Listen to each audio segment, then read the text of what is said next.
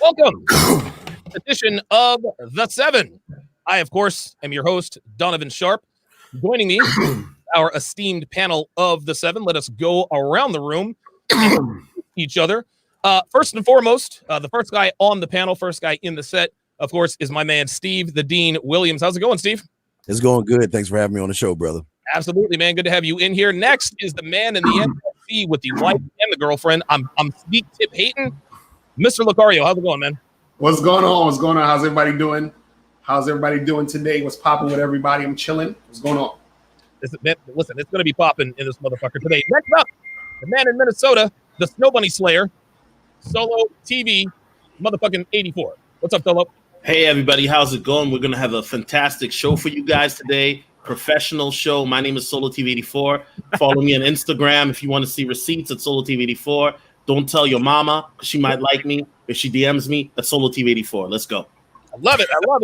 Next up is the fittest man on the panel, Mr. Myron, 4% body fat gains. What's going on, brother? Getting a little fat. It's around 6 now. But what's going on, guys? Welcome to the show. I hope you guys. This is going to be a good one, guys. This is going to be a really. I'll tell you what, dude. I wish I could be getting fat at 6% body fat, just like that he's stuck at 14.5%. Nigga, I wish I was stuck at 14.5%.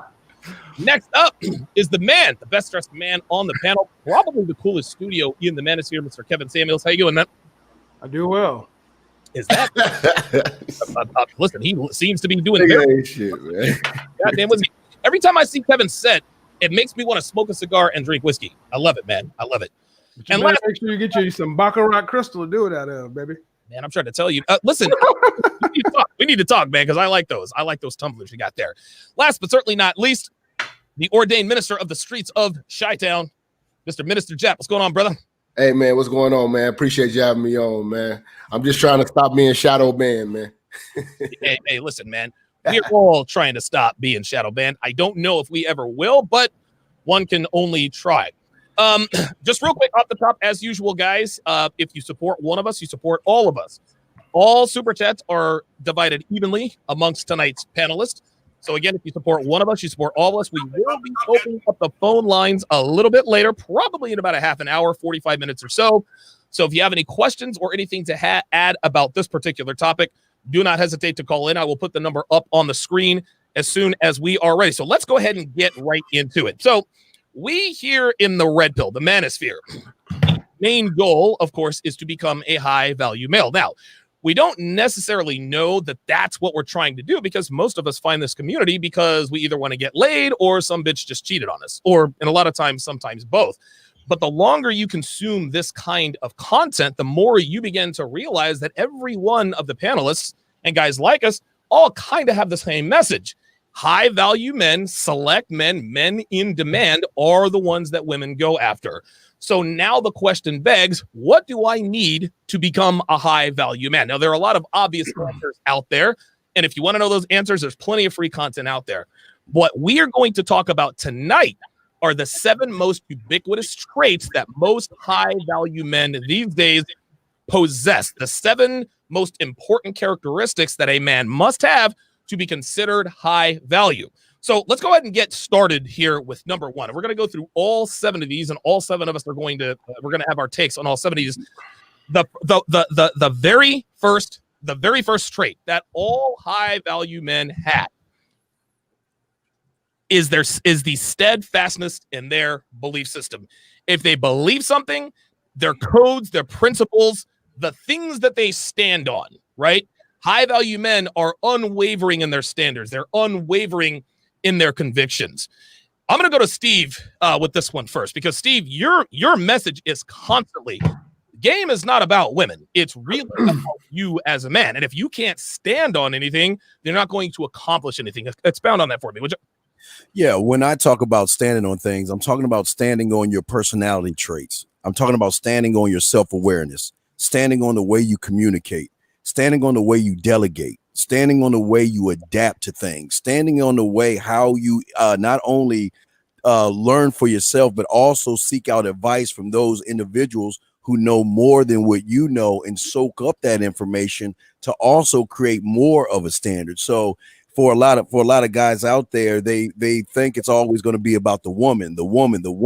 The woman doesn't want a man that doesn't stand on anything. And the great thing about the 6 of you individuals on this thing is that y'all, the people that watch this, they get to see what it's like to be around or see in action what it's like to see men stand on who they are and they never waver. Absolutely, Stephen. And I'll tell you what, man, this I think is probably, this is where most men fall short. There are a lot of men who have the chops to talk to women, a lot of men who have the chops to go out and exercise and get into good shape. They certainly have the skill to do this, but one thing throws them off their square. There's one thing that happens, and all of a sudden they get rocked to their core, and all of a sudden now their belief system changes. Why is it important for men to stay on that path?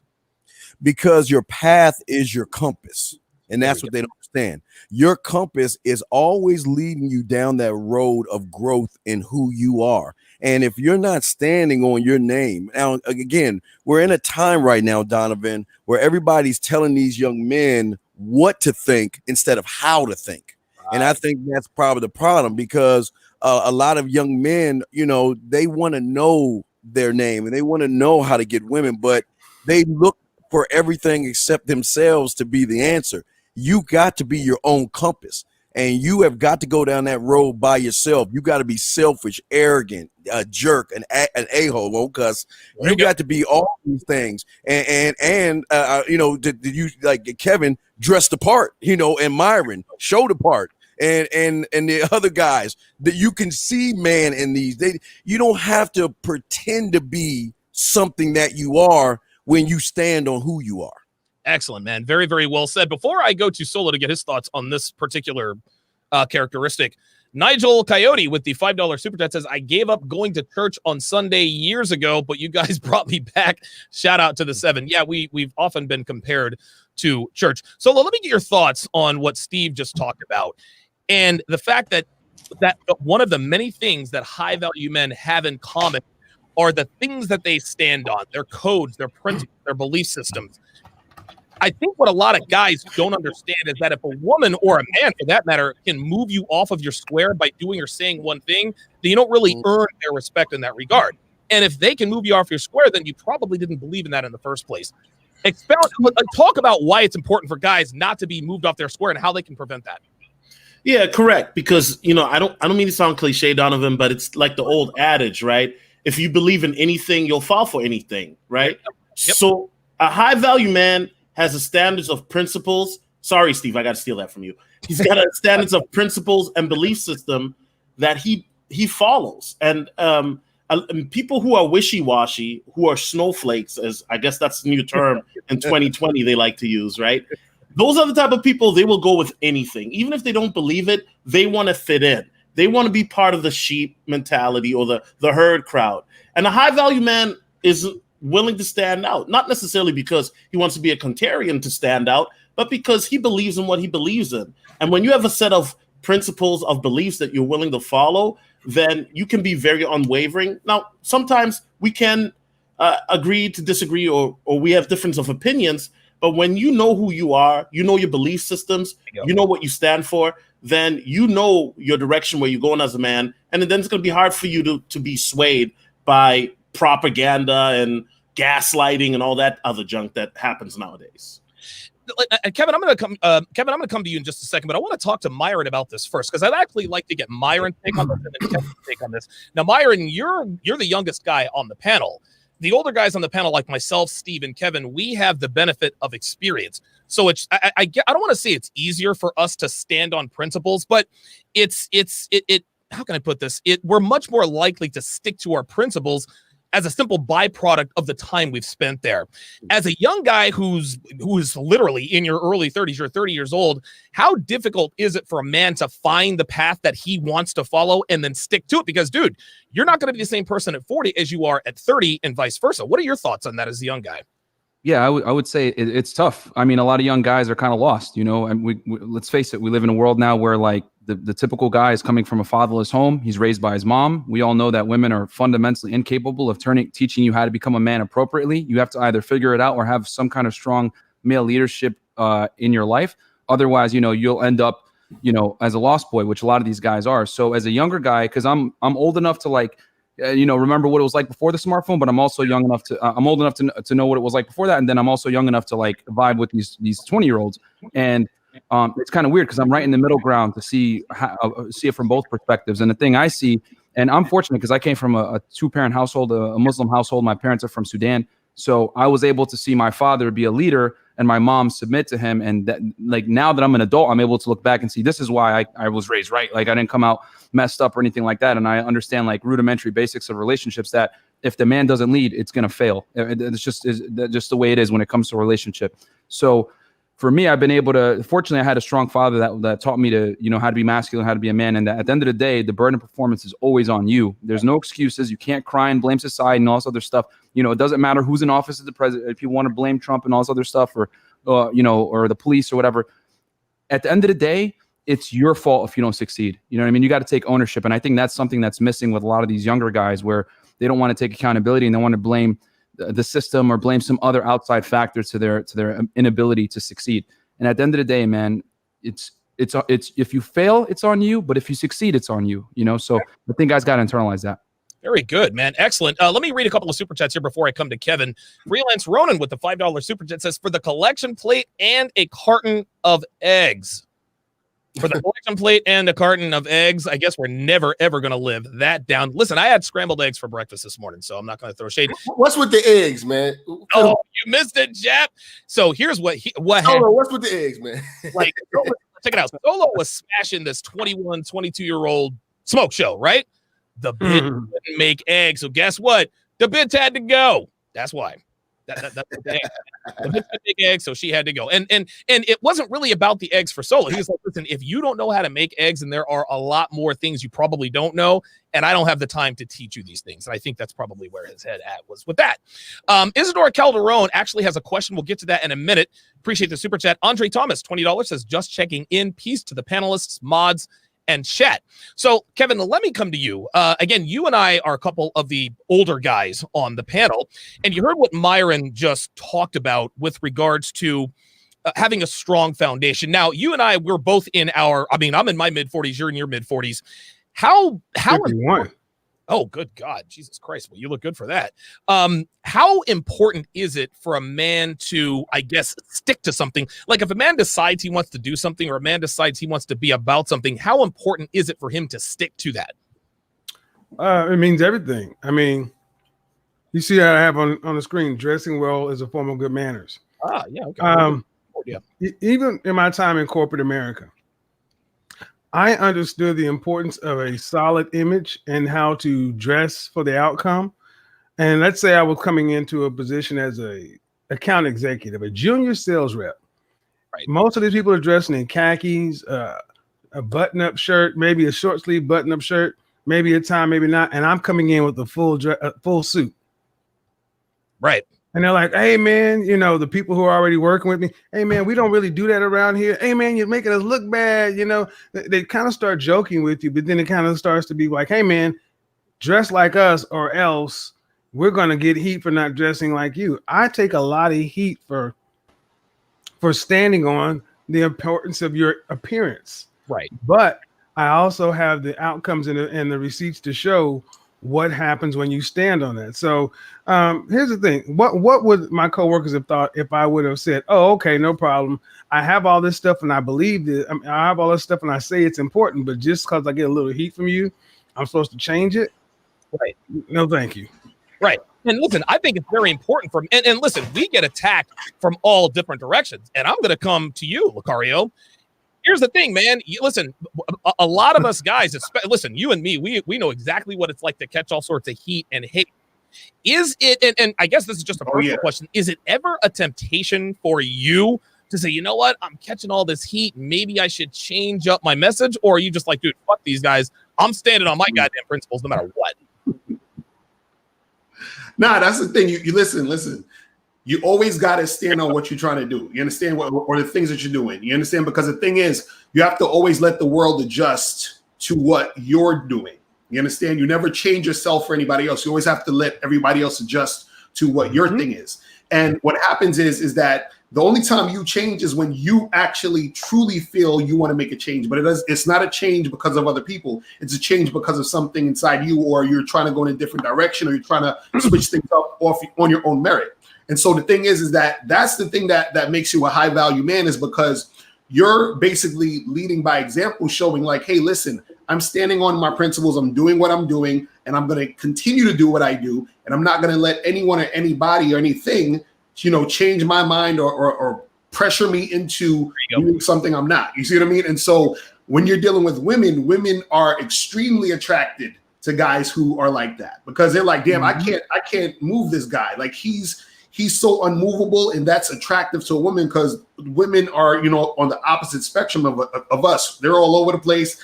Sometimes they're like, here and there. So they want someone who they can look to, who's stable, who's going in a certain direction, who knows who they're about. And so whenever you're standing on, who you are, that displays to the woman, hey, this is the guy I really need to be with. So no matter what the pressure is from anybody else, you guys always have to stand on what you're trying to do and just move forward in that direction. You know what I'm saying? And I like it, dude. Listen, and if you are ever tempted to move off your square, then that square doesn't belong to you in the first place.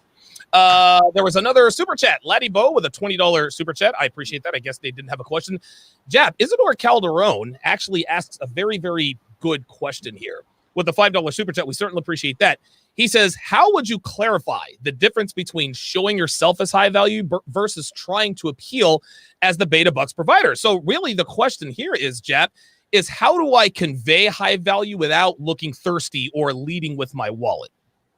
Well, first and foremost, like just to sum up a lot of things that the brothers were saying, to be high value, you have to have your shit in order. And when you have your shit in order, you can have the integrity to stand on what it is you say that you believe and what you stand for.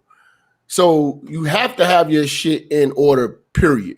Right. Now, when you have your shit in order, you can dictate the rules. You can dictate how conversations go, how the relationship goes. You can actually be the man that you say that you are or portraying because your shit is in order. And if you're a man that has their shit in order, you can show them the money, but not give them the money. You can, you don't have to necessarily do what other people have to do to basically bend on what they believe in. If you don't believe in tricking on bitches, you don't got to trick on a bitch. You could just be who the hell you are, and she will continuously keep trying to break through that barrier, because she's done it with other guys. But it intrigues these women more when a man is unbreakable. And unbreakable men have integrity, and they have their shit in order. And the only way you can have your integrity is to earn your own money, boss up, and have things in order to where you can make these type of, dictative type of decisions. But when you're dependent, a lot of these guys are not really independent. When you hear guys say shit like, yeah, I'm looking for a woman I can build with, that's bitch shit. Right. Right. I don't expect a woman to do anything but to look good and be obedient. That is the only thing I want from her. If I want her money, I'm less than a man. If I want her to help me become the best man I could be, I ain't shit. Right. There it is. You know what I'm saying? So when you have that mentality, you're going to lose, and you're never going to have the respect of a woman, because she's going to always be able to say, I built you. I made you a better man. I did this. No. Be a man up front. Be a man in the beginning. You know what I'm saying? And if you're not there yet, focus on getting your shit right. Yep. Stop chasing pussy and get your shit right, because you're not going to be able to talk to these women how they need to be talked to when you don't have the integrity to handle your business. When you're bending, you need a bitch to help you with the rent money, and you kissing ass, that's bitch shit. Real talk. Very well said. Black Wolf Inc. with the $5 super chat says, long live the 7. Salute to the Godfather. I assume he's talking about Kevin, because he's the only dude on the panel that actually looks like a Godfather. C-Dub with the $20 super chat says, showing support to the Savage 7. Question for the panel. How does a man differentiate in teaching a woman basics like making eggs, not the best use of our time, well fed, and training a woman required to break bad habits in 2020? Myron, I'm going to come to you first with this one because this is a very interesting question. You're out here you're the only one on the panel. Well, actually, no. You're one of the only ones on the panel. You're constantly dealing with women. You know, business are here in 2020. So the question is, how can you how much time do you spend with women? How do you decide which women you want to train, which basics, et cetera, et cetera? What would a guy your age do? Yeah. So for me, I've already internalized that, like, me and Solo say this all the time. These girls belong to the streets unless proven otherwise. When you have that internalized, nothing can disappoint you. You know what I'm saying? And the thing is that the burden of performance is on her when I'm saying she's got to prove otherwise. Because the thing is that most girls nowadays, I've internalized this phrase, girls want to just want to have fun. And I add the caveat to that, with the highest value guy that they can get, especially here in Miami. Like, when you make plans with a girl, basically she's looking at it like, okay, you're at the top of the list until something better comes along. If something better comes along, I'm flaking. So it's like, that's just how it is here. And that's how it is. I mean, it's just more in your face here. But this is how the marketplace operates in general for young guys. This is why so many young guys are frustrated, because like they can't keep up with these other guys that are basically hogging all the chicks. So with that said, to not be disappointed, you guys got to assume that she belongs to the street until proven otherwise. And she's got to prove it to you. You understand? Now, if she proves it to you, then you could put her through the paces and put her through the girlfriend training and, see if she's worthy. Because the thing is that you're going to have to work with her for a bit to make sure that the mask comes off. Because if she sees you as high value, right, she's going to show you a certain facade. And me and Lucario talk about this all the time, where like a girl will show you an image for a couple of months. That's why, and I agree with Lucario on this too, he could touch on it next, that you gotta work with a girl for like a year to see how she is through all types of different circumstances.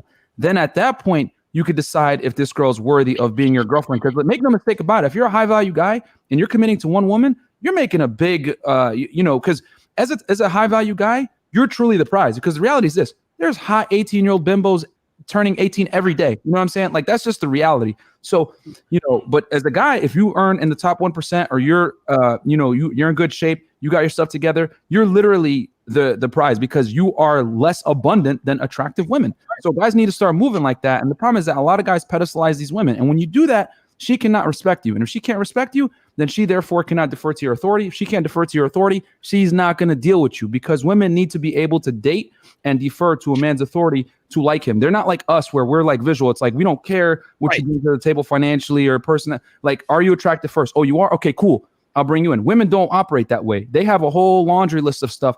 And if you can't fit the basics, which is 99% of the time, leadership, confidence, whatever, things that millennial men lack, let's keep it real. A lot of you guys are betas that don't have any type of direction. Then she's not going to want to deal with you. And this is why so many young men are frustrated with women, because they haven't internalized these rudimentary basics to be attractive with women. So long story short, you need to be indifferent. She belongs to the streets unless proven otherwise. If she proves it to you, then you can start putting her through the paces and make her qualify to you. That's going to do two things. She's going to defer to your leadership. And then two, she's going to actually respect the relationship, because now she knows that she's earned that relationship. And when she has to work for it, she's going to respect it more. Then from there, work it out and see what you're doing, man. But yeah, like, you guys got to, the biggest thing is you got to understand that you're the prize. And I just want to touch on one thing that Jap said. Yeah. Jap is 100%. I just got to double down on that.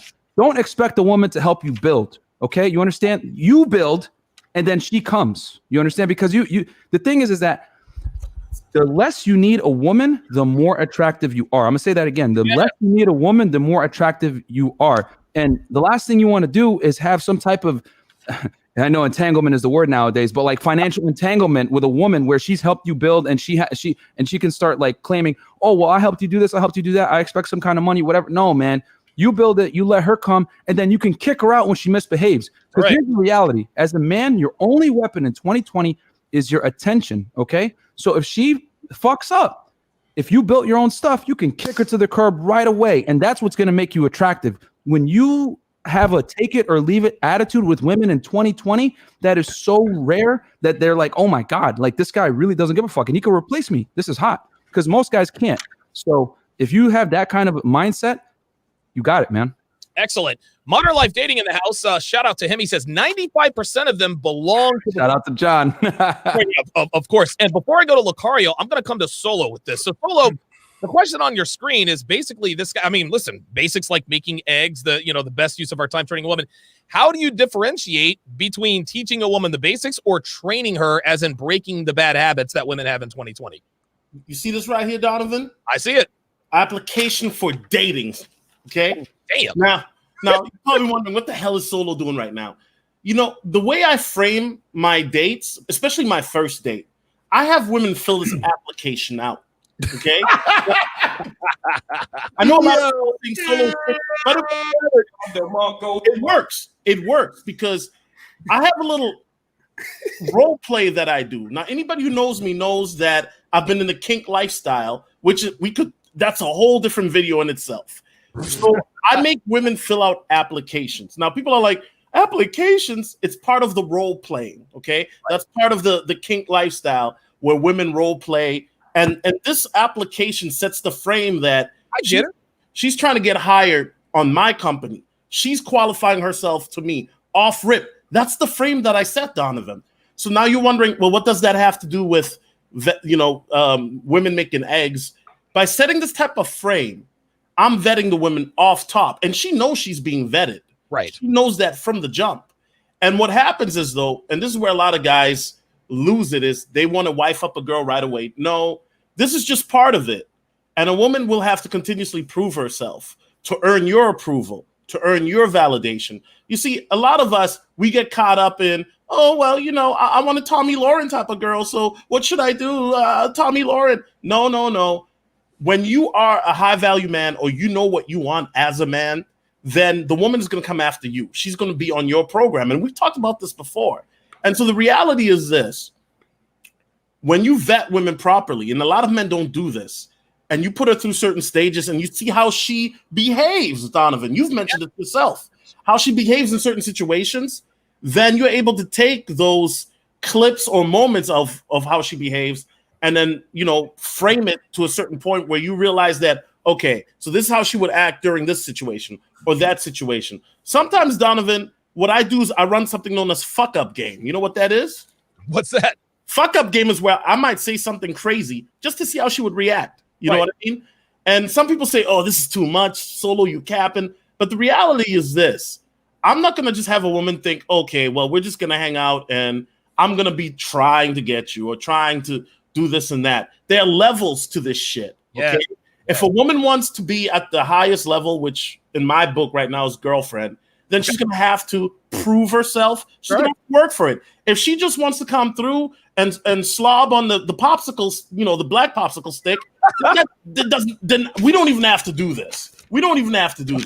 But there's levels to the shit, and guys have to start realizing that not every woman is girlfriend material. Some of these women are for the streets. They're concubines, and I'll leave it at that. Very good. Before I come to Lucario, let me get to a few super chats here. Victor Senna, with the, I actually have the conversion down here. I don't want to fuck this up. With the 50 Brazilian reals, which is roughly about a little over $9, says Donovan, I am a BDSM practitioner, most often using ropes, shibari, tying the girl up in many ways. And since I started, I noticed that girls go nuts and always act super submissive in me dating. Not only in bedroom fun. Why? How come? Well, the reason is simple. The way you treat a woman in the bedroom often translates to the way you treat a woman outside of the bedroom. If a man is a bitch outside of the bedroom, guess what? He's going to be a bitch inside the bedroom. Girls love dominant men in and out of the bedroom. And the more the more dominant a woman appears to be, the more they actually want to be dominated. Dude, some of the most submissive women are some of the most outwardly dominant women there are. And if they run up on somebody like Solo or somebody like yourself, dude, they go from tiger to pussycat just like that. King Life, $10 super chat says, the day you change for the external, it has to be an internal decision for yourself, for your benefit only. So Lucario, let me get your thoughts. So you said you had thoughts on something that we had talked about before as well as this. Go ahead. Yeah, I wanted to comment on what Jap and Myron was saying. Is I kind of disagree with not letting a woman be part of your program and help you with what you're doing. Okay, got it. Now the reason why I say this is because now there's times where if you're just hooking up with a girl, let's say some girl you just hooked up with once or twice, that's whatever. You understand? That's your sex. But what happens is that if you're spending any significant amount of time with a woman, and let's say this is a girl you actually like, and she's with you, if she's not participating in helping you with what you're doing, she's in the way. You understand what I'm saying? And then what happens is that the way that it works with women is that the more that they are involved in whatever you're doing, or the more that they help you with things, and it don't even have to be anything big. It could be something as simple as she's cooking you food, ironing your clothes so you can get ready for a business meeting or whatever, but she has to contribute something. Because what happens is that when a woman does something for you, she gets more attached to you. And if this is a woman you're actually trying to be with, you want the woman you're trying to be with to be attached to you, to feel like she's part of your situation, so she does not get in the way of your situation. So it's not that she's building you, it's that you're bringing her to be part of your thing. So the thing is, women get attached to whoever they're helping. You understand what I'm saying? This is why women, they get so attached. Of course, if they have a kid or whatever, they get attached a lot because they are doing things for the kid. They're doing things for the husband. They're doing things for the family. The attachment is there, and therefore they help grow that thing. But what you got to understand is this: she's not making you. You understand what I'm saying? So for example, if you have a business or some sort of large corporation, if you hire an employee, they don't make or break your company. You understand what I'm saying? Right. They're helping you with the company. You see what I mean? So that's the thing where I don't look at it as she's making you. It's that you are bringing her as part of your situation, so that she's not just there taking space. Because sex is easy to get. You can get sex from any chick. You can get a good-looking chick anywhere. You see what I mean? But it's like, what is she doing for you if she is spending a significant amount of time with you? You see what I'm saying? Yes. The point I was making with that is, if a woman should not have the ability to build you up. No, I agree. I agree with that. Yeah. So like, if you put a woman in a position to help, and she does minor things, she does what the hell you told her to do, it could have been any woman. It's not just her. She's not special. It's in you as a man. So I just want guys to not come to the table like, yes, I'm looking for somebody to build with. Right, I got you. Because when you do that, you're already saying, look, I only got half. Yes. Okay. Gotcha. Can you bring the other half and then I'm whole? Right. No. Yeah. She will never respect you. Listen, you complete me, Jerry Maguire bullshit is if a woman is a yin to your yang, if she's the apple of your eye, dude, you're already out. And listen, women will swoon and oh, how sweet. Listen, that's all well and good for the fucking cameras and her girlfriends and shit. But behind closed doors, she doesn't respect that. Ronald Saluki with the 20,000 yen, which is roughly $200 super chat, says just a little something. I'm going to go to Steve the Dean Williams first. Then I'm going to quickly go to Myron Gaines, and we got to move to the second trait that most high value men possess. So, Steve, let me quickly get your thoughts on what Jap and what Jap and Lakari were talking about. A woman on your program, right? But a lot of guys don't understand this, Steve. You can't. A lot of guys say, "I want a woman who's going to be on my program." Nigga, you ain't got a program. What's the difference? What is the difference between a man without a program and a man with a program, other than the obvious? Well, that's the thing. Well, no, I see where they're coming from. Both of them are right. But what I don't understand is this women for the street type shit. You know what I mean? Because the thing that throws me off is everybody wants to talk that big game that she on the streets, but they scared to talk to the woman, or they want a woman to be a whore, right? On one hand, right? But because she's what they want, then they want to call her a whore. I mean, it doesn't make it. See, if you notice, even with the guy with the question, everybody's making this shit about women. It always got to be women, and you wonder why you lose. The guy asked about how much time he's supposed to spend, or how his time should be with a woman, or how much time he should have with a woman. You make the time. You decide what the time is. And training a woman, you got to learn. See, the thing is, these guys don't know how to train themselves enough to train women on how they want them to be trained. And that's the problem. This is what I'm talking about. We are not here to teach you how to think. We're here to teach you how to think for yourselves. And the only way you're going to think for yourself is to ask yourself, What is worth my time? Jap just told you, and Lucario just told you, Myron just told you. Everybody told you different things, but they're standing on it. Goes back to the standards because that's what they believe in. I can't argue with Jap on how Jap feels because that's how Jap feels. I can't argue with Lucario I can't argue with what a man thinks because a man's standing on his principle. I just got to respect it. But the problem is, it's like y'all want us to tell you things. Y'all have got to start thinking for yourselves, and you've got to understand, stop making it about these women. I don't care if she's on the street. I don't care if she's on Mars, and I don't care what she does to the next man. What is she going to do when she's around me? That's it is. I want to know. Very well said. Before I go to Myron, Seeker of Truth with $5 super chat says, keep up the great work, leading guys out of the beta zone. Myron, you said you had thoughts on something. Yeah, no. I mean, and guys, this is the beauty of being on this panel is that everyone brings a different perspective. It's not an echo chamber, so you can, depending on your situation, you can take the advice that's best for you. But what I wanted to say was just with Lucario and Jap is I'm going to come to a middle ground here. I agree with Jap that she can't be in a position where she can make or break you, but I 100% agree with Lucario that you need to. When I say she shouldn't be building your empire, I mean as in, I like what Lucario was saying, like you need to employ her to do things so she gets invested in the relationship. I wouldn't put her in a position where she can mess you up, where she's like handling like crazy finances or she's making decisions on the business or anything like that. But I do agree that to get her invested, you need to get her into your world where she's helping you, whether it's like her cooking you food, ironing your clothes, keeping your place clean or whatever, or helping you with like running your business. I think that is good because it's going to get her invested. It's going to make her actually be more attracted to you. And then on top of that, she sees how hard you're working. And I always say, like, one of the biggest things that kills women's attraction is lack of ambition. So when she's there real time watching you grind, that turns her on because then she knows, oh, I'm with this guy. I'm following his lead. I'm not going to lose with this guy. So I see both sides with that. Very good. Very well said. I actually like how it actually kind of came full circle. All of you agreed on the same thing. You just got to the conclusion in a different way. And this is the dimension that we talk about on the show. Chris Allo wants to know how he can become a member. Yeah, simply click the join button next to the subscribe button. We're about to hit the second one. I'm going to go to Kevin Samuels with the second trait that most high value men have. And Anthony Spade with the $20 super chat, I'm waiting for it to come up, says, keep up the good work. Shout out to Anthony Spade. What up, bro? Shout out to Anthony Spade, man. He's doing big things on YouTube. Good shit, man. All right. Oh, there it is. It finally came up. King Life says Myron and Steve are gold, and DS is practically the best example in life with this. Right. I already had something, and now Devin works for me to build that. I would have got here with or without her.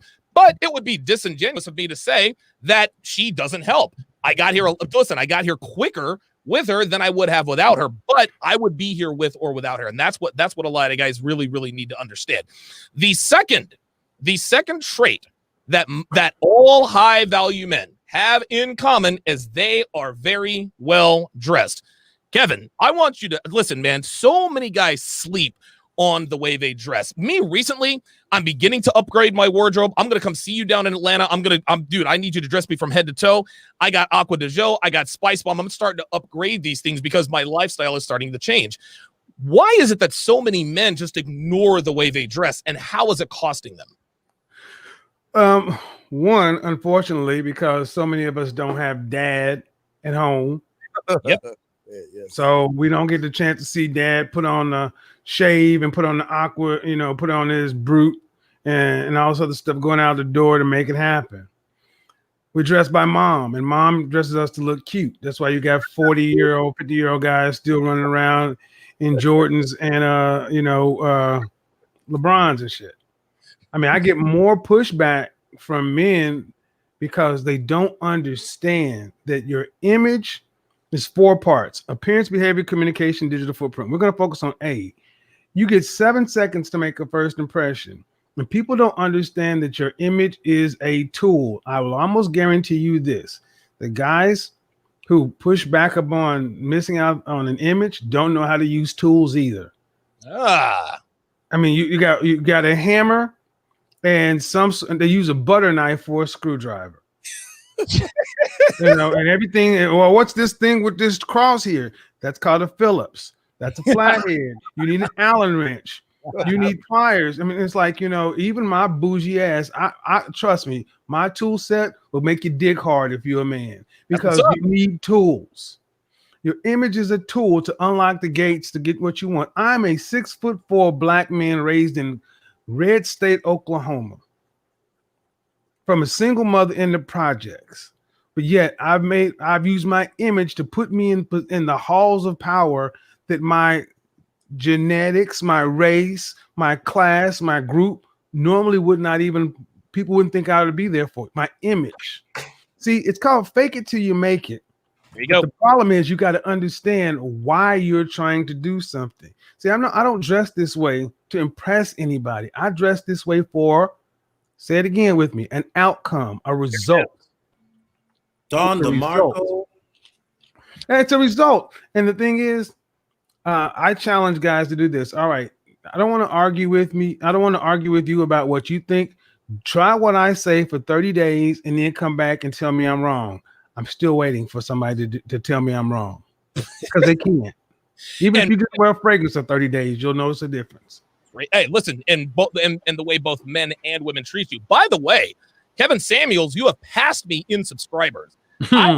Dude, I had 15,000 more subscribers than you about 12 minutes ago, and now you have shot past me. So, dude, congratulations. This week, thank you. This has been crazy last couple of weeks, man.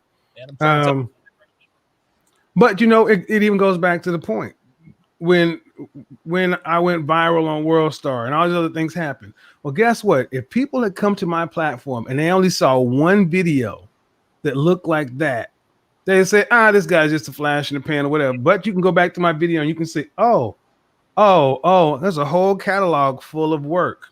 See, I don't expect everyone to walk around in a shirt and tie like this. But there is a version of a classic masculine man wardrobe for you. If you want to understand what I'm talking about, go watch the AMC TV show Mad Men. Ooh, there we are. Mad Men took the Don Draper character, and he was in his ad world. He had to dress one way, but then when he was away from there, the guy still dressed like men. They, back in days, like in the 50s and 60s and 70s, jeans weren't worn, even though they're as much as they are today. Guys wore pants. The most important thing, I'm gonna just say this and let it run. Okay. Jeans are now an effective part of a man's classic wardrobe. It's your shoes, gentlemen. Shoes change who you are. They change how you walk. They are the foundation of everyone's outfit, and they are universally what high value men and high value women look at to identify whether or not you're part of the group. It is instinctive. We have done this for thousands of years, back when the royalty used to wear shoes and people used to walk around barefoot. Right. Wear your athletic shoes in the gym or whatever. And unless your style personality is really street or hip hop, even designer sneakers and things like that, you won't be able to get into some places wearing. You can have on a $2,000 pair of Balenciagas or Giuseppe's, and you still can't get into some of these clubs. So the reality is you have to use it to get what you want. Go ahead. Listen, real talk. Anthony Spade with the $5 super chat says, thanks to Kevin, I went shirt shopping today. Before I go to Lucario, I would like to quickly sort of flash back. Kevin and I did an episode called what was it called? If you wear Jordans, men will not take you seriously. And people lost their minds. Hey, guess what? That's the fucking truth. Listen, if you want to be taken seriously, don't listen. If you want to wear Jordans to go play ball or to fool around with your homeboys, fine. But you can't be going out to dinner wearing fucking Jordans. It just doesn't work that way, right? Like, dude, you ain't Marshawn Lynch, fam. Like, you ain't Kyrie Irving. It doesn't work that way with you. Lucario, let me come to you with this, because you're actually, believe it or not, you're probably the second best dressed guy on the panel. What is your take? Now, the reason I'm coming to you is because I want to know what your take is in terms of your lifestyle. You've got the wife and the girlfriend, but you still have to represent. Even right now, you just got a plain. You've got a nice red T-shirt on. You've got the chain. Everything is in its place. What about your style personality helps you with your lifestyle?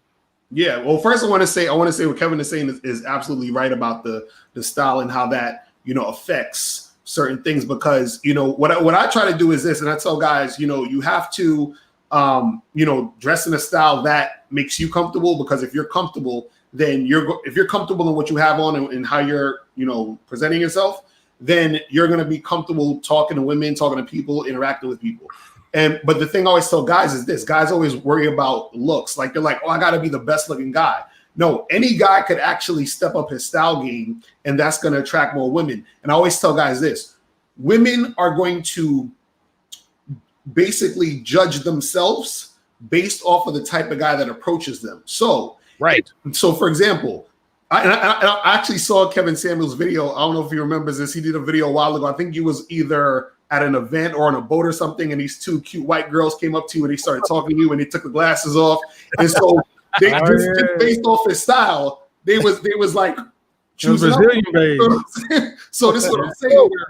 Based off your style, women will want to interact with you. So when you approach women or you talk to women and they see that you're put together well, what it says to the woman in her mind is, it says, wow, I can actually attract the guy who's high value. I can attract the guy who looks like this. You see what I'm saying? But if you're dressed like a bum, right, all the time, then you approach women, a woman will be looking at you like, oh man, why is this guy approaching me? She's going to give you that attitude, because based on your appearance, she's going to think I can only attract bums. You see what I'm saying? So just based off of you having your appearance on point, that will increase the amount of women who are going to be receptive to you just based off your style.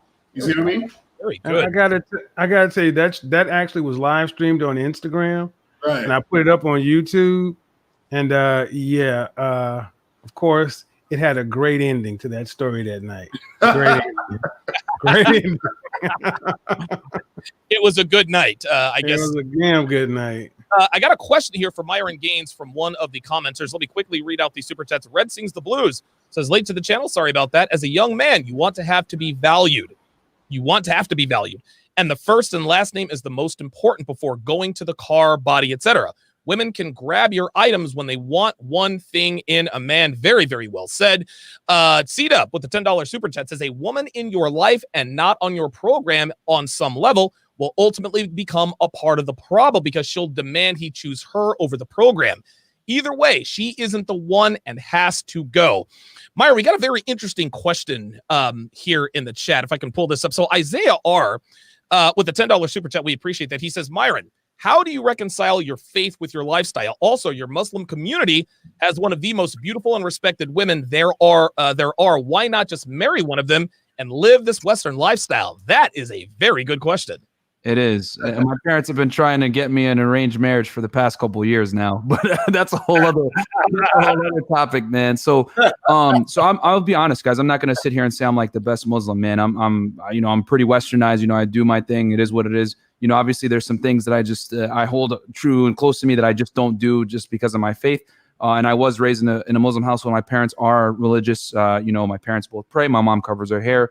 They speak Arabic fluently. It's their first language. So I grew up in that household. My parents are still together. So really what the red pill did was basically just like, it confirmed things I had already been told by my father and my uncle about like how to operate when it comes to mate selection, how to move in the world, how to, be a masculine man, and why it's so critical to your personal development as a man. So like as a kid, I was like, man, you guys are like, well, this is the United States, bro. You guys got to chill out. Like, what's wrong with you guys? And then as I became an adult, like the more and more I get older and older, the more like it confirms what they've told me since I was a teenager. So I've just been able to like kind of apply things that I've already known. And now I'm just connecting the dots now as a young man, well, kind of older now, but like at 30.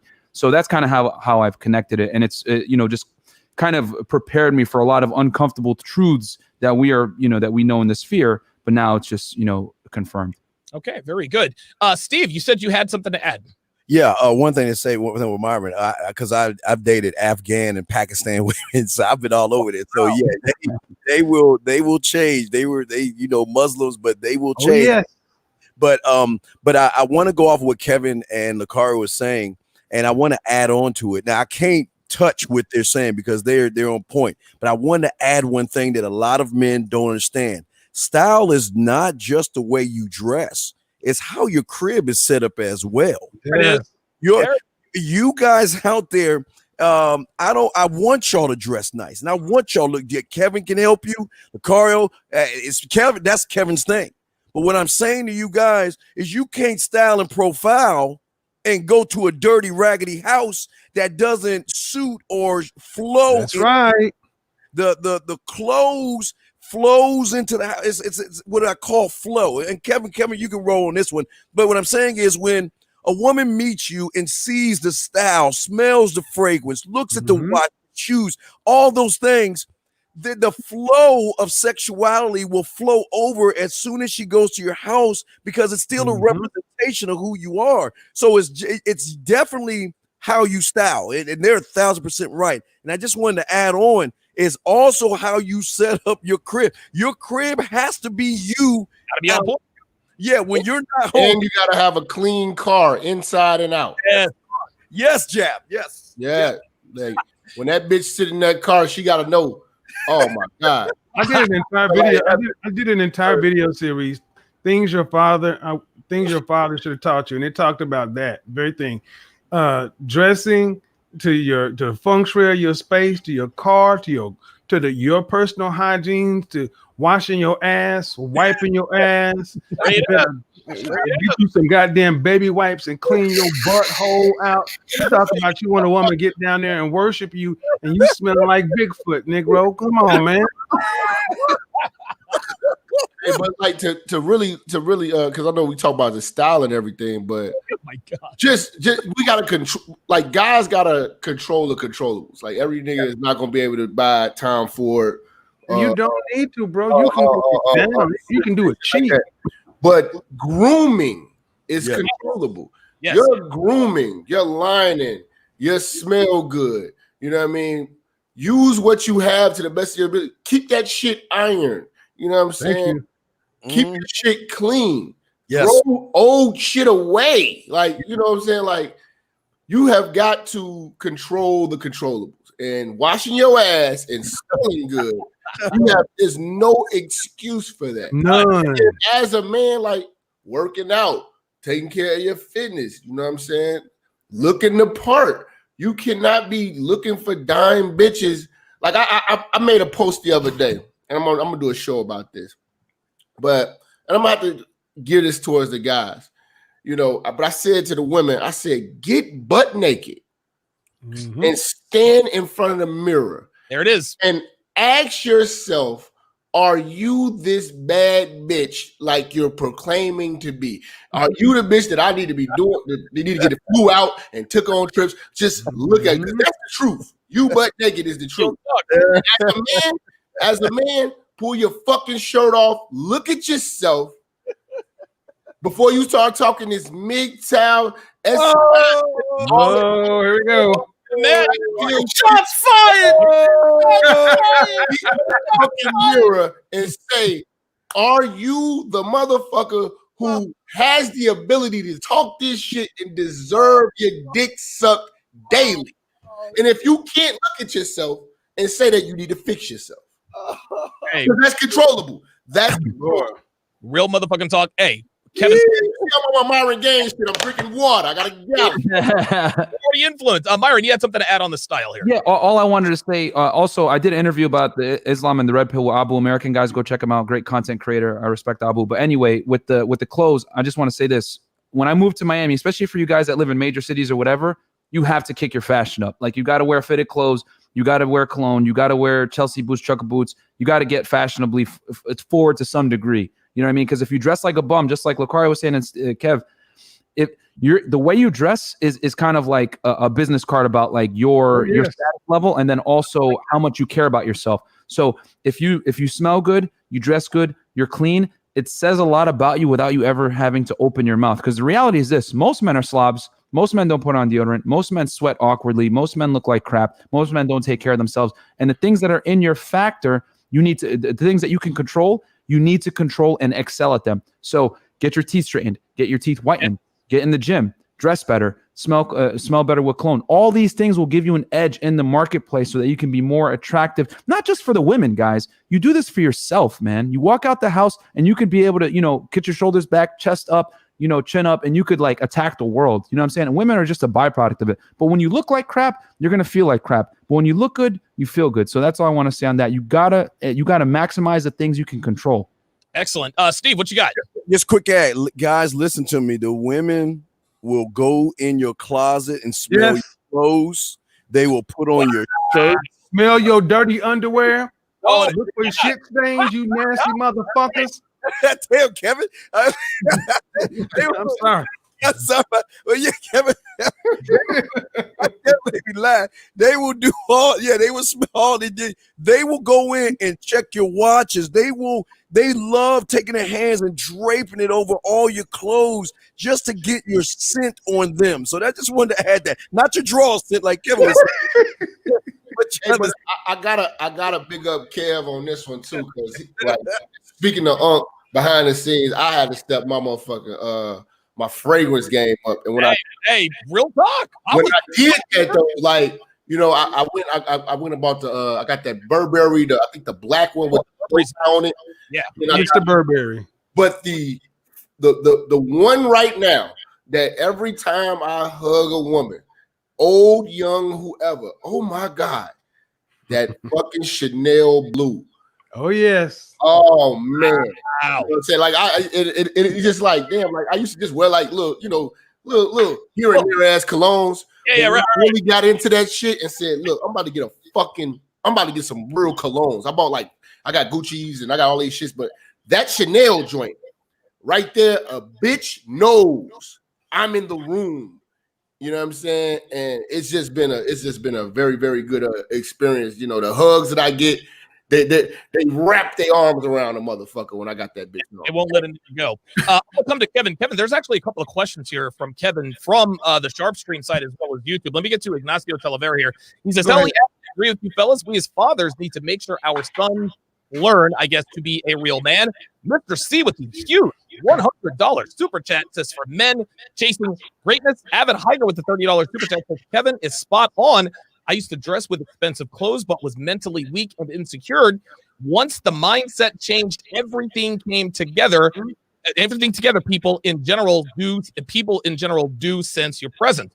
So I've got a question here from one of my guys in Sharpe Stream. This is the private stream. He wants to know, he has a question for you. He says, Kevin, is it simply a matter of the dress shirt / shoes or just looking sharp? My work business is physical and active. Dress, slacks, and shoes are bad in that regard. Thanks. That's a very good question. What are your thoughts on that? All right. Environment matters. The most important thing in anything about style is fit. Yes. Fit over fashion. Facts. The things that you guys most notice about me is I can have a Tom Ford suit on right next to a suit supply suit, and they both fit immaculately. One is $5,000+. One is $300. Fit is what it's about. Fit over fashion. Then quality is more important than quantity. Let me tell you guys, going to get your dress shirts, your button-ups altered, getting darts put in your shirt. So like say Myron, everything off the rack for you doesn't work. But you need to get your shirts to where they emphasize your back and your lats and then the narrowness of your waist.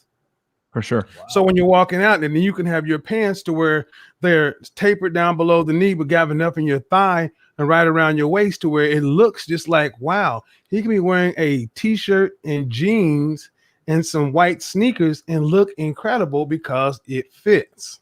Unbelievable. It is more important than anything else. Very true. I always say, guys, the way it fits is more important than the brand. Yes, 100%. I'm going to go to Minister Jap next with the third trait of a high value man. A couple of quick super chats. Real quick, a question for Kevin. He says, I'm really glad you guys are doing the show. My father did not want to play a tremendous role in my life, so I'm hearing this for the first time. Then there was another guy who wanted no, that wasn't it. Oh, crap. I lost my spot. Blue Lion 7342 says, I've never been that great with style selection. What are the panel's thoughts on using subscription clothing services? No. Kevin? No. Okay. No, absolutely not. All right. One of the best things I would say is Suit Supply. I put it in the chat room. It is the one brand I recommend worldwide for cost effectiveness, for selection. And they have locations country or worldwide. The Napoli suit line, they will actually send it to you. Buy it for $399. They'll send it to you. You try it on. If you don't like it, you just ship it right back. Trust me. Suit Supply is a great place to start out with. It's far better than, and I've tried dozens of them, hundreds to this level, and yeah, subscription. Okay, very good. Well, there is your answer. Real quick, super chats, and we'll get to Minister Jap. Red Sings the Blues says, I had to stock up on Tide with Febreze, Downy scent boosters with Old Spice, etc. My laundry game has to be on top of the smell game. The mixture of the detergent with cologne makes a difference. Now that I would agree with. JR with the $15 super chat says, shout out to the 7 tonight. Also, Myron, I didn't know you were Muslim. You are blessed, my brother. Some of the baddest chicks I ever came across were Muslim, Moroccan, Somali, Sudanese. Very, very good. Thank you. The third trait of the high value men, the third trait that most high value men have in common, they ain't got a bunch of baby mamas, which means they know how to avoid certain situations with women so they don't get hemmed up. So, Job, I'm going to come to you with this, man. Yeah. Why is it? I have two questions for you. How important is it for men to wrap up? And a follow-up question is men know how important it is to wrap up because they know about baby mama drama. Why do niggas keep sticking their dicks in these bitches raw? Well, it goes back to dick discipline.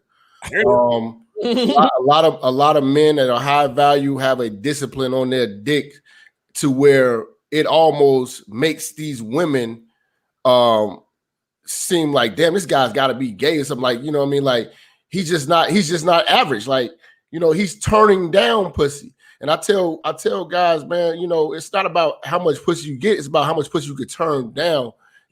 And getting the pussy in the manner in which that you want it. Now, a high value man understands that you don't want to put yourself in a permanent situation with a temporary bitch. So, wow. So, you know, you got reckless guys out here who don't understand. Like, I have a video on my Patreon called 22 Seconds of Pleasure. And if you look it up, a woman's orgasm lasts for 18 seconds. A man's orgasm lasts for 22 seconds. So a lot of guys let that 22 seconds of pleasure destroy their lives, destroy their empire. You look at all these guys. What's the fucking Blake Griffin? He about to pay a bitch right now $200-something thousand a month because he nutted in her. Bryn Cameron. I have never had a piece of pussy worth $200,000. I don't even think I've had a piece of pussy worth $200. You know what I'm saying?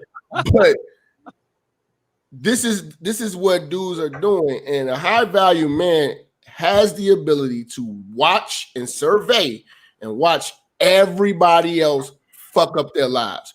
Every guy that you meet who had a fortune or whatever like that, usually they can attribute to the downfall or whatever empire they had was a bitch, or how he dealt with a bitch, or what he did with his dick. Look at Terrell Owens. Oh God. Cry baby. That pussy got him crying like a bitch on OWN network or something. This is the most physically fit, built big man. He touched millions. And you know why he's a piece of shit now? Because he didn't have dick discipline, and he stuck his dick in the bitch raw, got a gang of bitches pregnant, and they arguing over his fortune. None of the bitches that he fucked are worth a damn. But he's broke and he's crying. Unbelievable, man. Unbelievable. Now, Solo, you're a young guy, right? How is it that listen, and I'm going to come to Myron next, right? I don't have kids. Myron doesn't have kids. You don't have kids. None of us have kids that we know of. Let's be all fucking real. What's the first thing you got to tell these dudes to prevent getting these bitches out here pregnant, man? What's going on? Yeah, man. Put that Jimmy hat or rubber hat on, bro. Put it on. You know what I'm saying? I mean, look, I understand it's 2020. Some of you guys have girls, and by the way, Donovan, I know you probably experienced this too, and I'm not trying to dry snitch to Devin, but there's probably girls that you're about to have sex with, and their legs are wide open. They're not worried about you putting on a condom. Never, ever, ever, ever, ever. They never are, dude. They're not worried about you. Nope. So the reality is this. A lot of girls will tell you, oh, I'm on birth control, I'm on this, and I'm on that. Look, guys, at the end of the day, I've dealt with women on birth control. I'm still putting a condom on. Now, right. Does the condom break sometimes? Yes, but that's what I got the plan B for. You know what I'm saying? But the reality is that, and you know, I like this guy, but he's got so many baby mamas. Look at Future, for example. He's got so many baby mamas that 30 years from now, he's going to be broke. Yep. He's going to be broke. And he's like one of the hottest rappers out right now, Donovan. Yep. And so the reality is that, yes, it feels good to be in them sugar walls while you bunker bustering and tearing them walls out, right? But is it, like Jab said, is it worth the price that you got to pay later? Oh, yeah. And so you got to think long term. And one thing I realized, Donovan and Jab, Kevin, everybody on the panel, right? As a man, especially, and I'm not trying to make this about race, but as a black man, I was wondering when I was in college, why are so many guys getting girls pregnant? And then I realized something very fucking simple. It's because they're not using condoms. That's all you got to put the condom on. Hey, look, listen. No, hey, hold on. Solo, I will tell you this.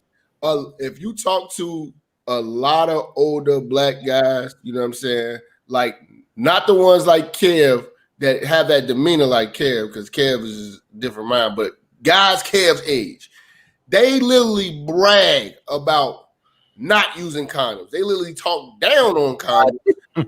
You'll hear your old ass uncles say, "Fuck, I'm using this plastic shit. I want some pussy. I need to feel the pussy. All right, I got to eat it raw." You be like, man, what the fuck? We at my barbershop in my neighborhood, these motherfuckers used to sit me and my cousin down. They told me and my cousin, "You two little motherfuckers ain't never really had no pussy because you ain't never been burnt." That's the old nigga advice that we getting out here from these motherfuckers. So that's the reckless behavior of these motherfuckers. These niggas out here getting crabs. They fucking bitches in Brazil and DR raw. I told you about that third world pussy. Them hoes don't use toilet tissue. Always gonna roast any nigga doing that third world shit. The bitch don't use toilet tissue. I look at them bitches' fingernails. I know them bitches stink. That might have to be the next topic, Donovan. Foreign women or foreign dating or some shit. Wait, hold on. Third world pussy. There it is. Third world pussy. Steve, what you got on this, man? I'm sorry. All right, what I want to say is, again, I've been fucking since I was 13. Okay, my first was 24 and shit, and I've being a whore, slut, and doing the gigolo thing. Never got a woman pregnant. Why? Because my seed, my name, my name and my seed meant so much to me that I just wasn't gonna give it away to any woman. And what I'm saying now, don't get me wrong. When I was 18, I was smashing this 25-year-old from Germany and bomb holder. I always tell people about it. That was the only time that I smashed somebody without a rubber, because I met her at the bar and she took me to the car. Fuck me. Anyway, but what I'm saying to y'all guys, y'all young men out here, I'm not just talking about when you are dating a woman to wrap up. I'm talking about when you're living with a woman to also wrap up, because you don't know if the relationship is going to work. And a lot of these young men get in relationships with women. They live with women. They start to go raw dog the woman. She feels like she's about to go out the door. He's about to go out the door. Someone appeal. Someone pokes holes in the rubber, or something happens where there's a baby involved in this. And what I'm just telling you real quick to the young guys out there is that you wear the rubber until she gets the ring, if she even gets that. Yes. So ever. Only time if you want a nut, you come out of the coochie, pull the rubber off, then skeet all over her face if you want to. That is. But do not go raw, especially if you're living with a woman. Just because y'all playing house don't mean y'all are house. Woo, very well said. Myron, again, you're 30. You don't have any kids that you know of. And listen, man, we're out here talking about like, hey, listen, the reason you should use a condom is not to have kids. We got the STD problem out here too, right? So how have you managed to stay out of STD clinics and paternity court? No, I'm not gonna lie. I've went inside Raw before, and I'll tell you this, man, it's not worth the headache, guys. It's not. I'm not gonna sit here and lie, but oh yeah, only use. No, I've done it Raw, but like it's not worth the headache, guys. And then going to CVS and being a sponsor of Plan B, pretty much, and buying stock in their thing. It's not. Yeah, I mean, which I've been buying. No, I'm just kidding. But but the point is that, guys, honestly, it's really not worth the headache. It's not worth being like stressed out, whatever. I've spent so much money on Plan B, guys. Like you guys don't even, I need to buy stock in it because it's like getting crazy out here. But like, but it's really like the people at CVS is like gotten to the point now. I walk down the street, I'll go in, I get I get the pill. They're like, again, I'm like, yeah, bro, I messed up. Yeah. I'm gonna hold this L. You know what I'm saying? Womp womp womp. So like, guys, it's not worth the stress, spending the money, the headaches. The like, oh my God, am I burning? Like, you know what I mean? Thankfully, I've never been infected, thank God. But guys, it's not worth it, man. You just wear a condom every single time, which I've been doing. Totally agree. Listen, man, don't get me wrong. Raw pussy feels good, but you want to know what feels better? No child support. Exactly, bro. I got to admit my L's and my W's on here. You feel me? All right. So the fourth trait that all high value men have in common is the abundance mindset. And when we say the abundance mindset, we're talking about women, right? Now, men can have an abundance mindset with money, success, et cetera, et cetera. But it is the most important. It's the most important to have abundance with women, because if you have an abundance mindset with women, women are never the priority. Now, Mario, the reason why I want to ask you about this is because you have both a wife and a girlfriend. Yeah. That is and listen, you are always sourcing. That is, again, if that's not abundance, I don't know what is. How did you accomplish this? Number one. Number two, how do you keep the abundance mindset when you've got two girls who give you guaranteed pussy? That can't be easy. Right. Well, this is the thing, man. Look, you guys got to understand that first is a mindset, because a lot of guys, when they hear this, they're like, well, I don't have abundance. You don't have to have literal abundance of women right in front of you. You have to have the mindset first, though. But in order to have the mindset, you got to be confident first. You have to actually believe that you're the type of guy that can get a lot of women, that that actually deserves a lot of women. You see what I mean? And in order for that to happen, you actually have to be a high value guy. You actually have to be a guy who is on point. You got to be a guy who really understands his value. Because if you don't feel that way about yourself, you're never going to be able to have that abundance mindset, and therefore you're not going to be able to get that abundance. And see, this is the thing. This is the good thing about having that abundance mindset, is that when you have that abundance mindset and you're confident, what happens is that you're able to interact with a lot of different women. And because you're able to interact with a lot of different women, you start to meet a large number of women who are also attracted to you. They're really into you. You understand what I'm saying? So now you get to pick and choose the best out of who's trying to get at you. So my wife, she's high value. My girlfriend, she's high value. And so I'm choosing them out of, what I'm saying, all these other girls who want to get with me. But see, when a guy doesn't have the abundance mindset and he doesn't really have abundance, he usually takes what he can get. And then when he takes what he can get, he's just kind of like, man, I'm not really feeling this right now. Hey, Lucario. It is what it is, bro. Look at Lucario looking fresh. He getting that. Game Kings. The game. See, and something Lucario said that I want to expand on for just a second. Yeah. One of the best ways to cheat the game is go hire a high-end escort and go to where the bad bitches are. And trying to tell you, I have talked about this countless times. When you walk in with a certified LA 9 or 9.5 on your arm, all the chicks want to know who you are. There it is. See, a lot of guys are like, I'm not going to spend money on this. I buy an outcome. There it is. There it is. And listen, the escort is not to have sex with. Oh, no. The escort is the bait, right? You pay for the escort, the pussy you get for free. But and this is investing in yourself, because, Kevin, I'm going to tell you what. You hire a high-end escort, you go to where movers and shakers are. Not only are you going to get interest of women, you're going to want to have men coming to you seeking your advice or wanting to be in your presence. This is just how it is. It's how I launched my career in advertising. I took a high-end escort to a company function, and unbeknownst to me, she was a regular of the VP of marketing. I told the story before. So a lot of guys got to realize, man, you can be a guy who's average, but if you have a high value mindset, you would not mind putting $1,000 up on a high-end escort, because you can leverage that. If you really believe in yourself, all you need is a shot. So I knew that all I needed was a shot. And and the sex, the sex, it comes whether or not you want it or not. It comes in the package. Right. There you go. Very good.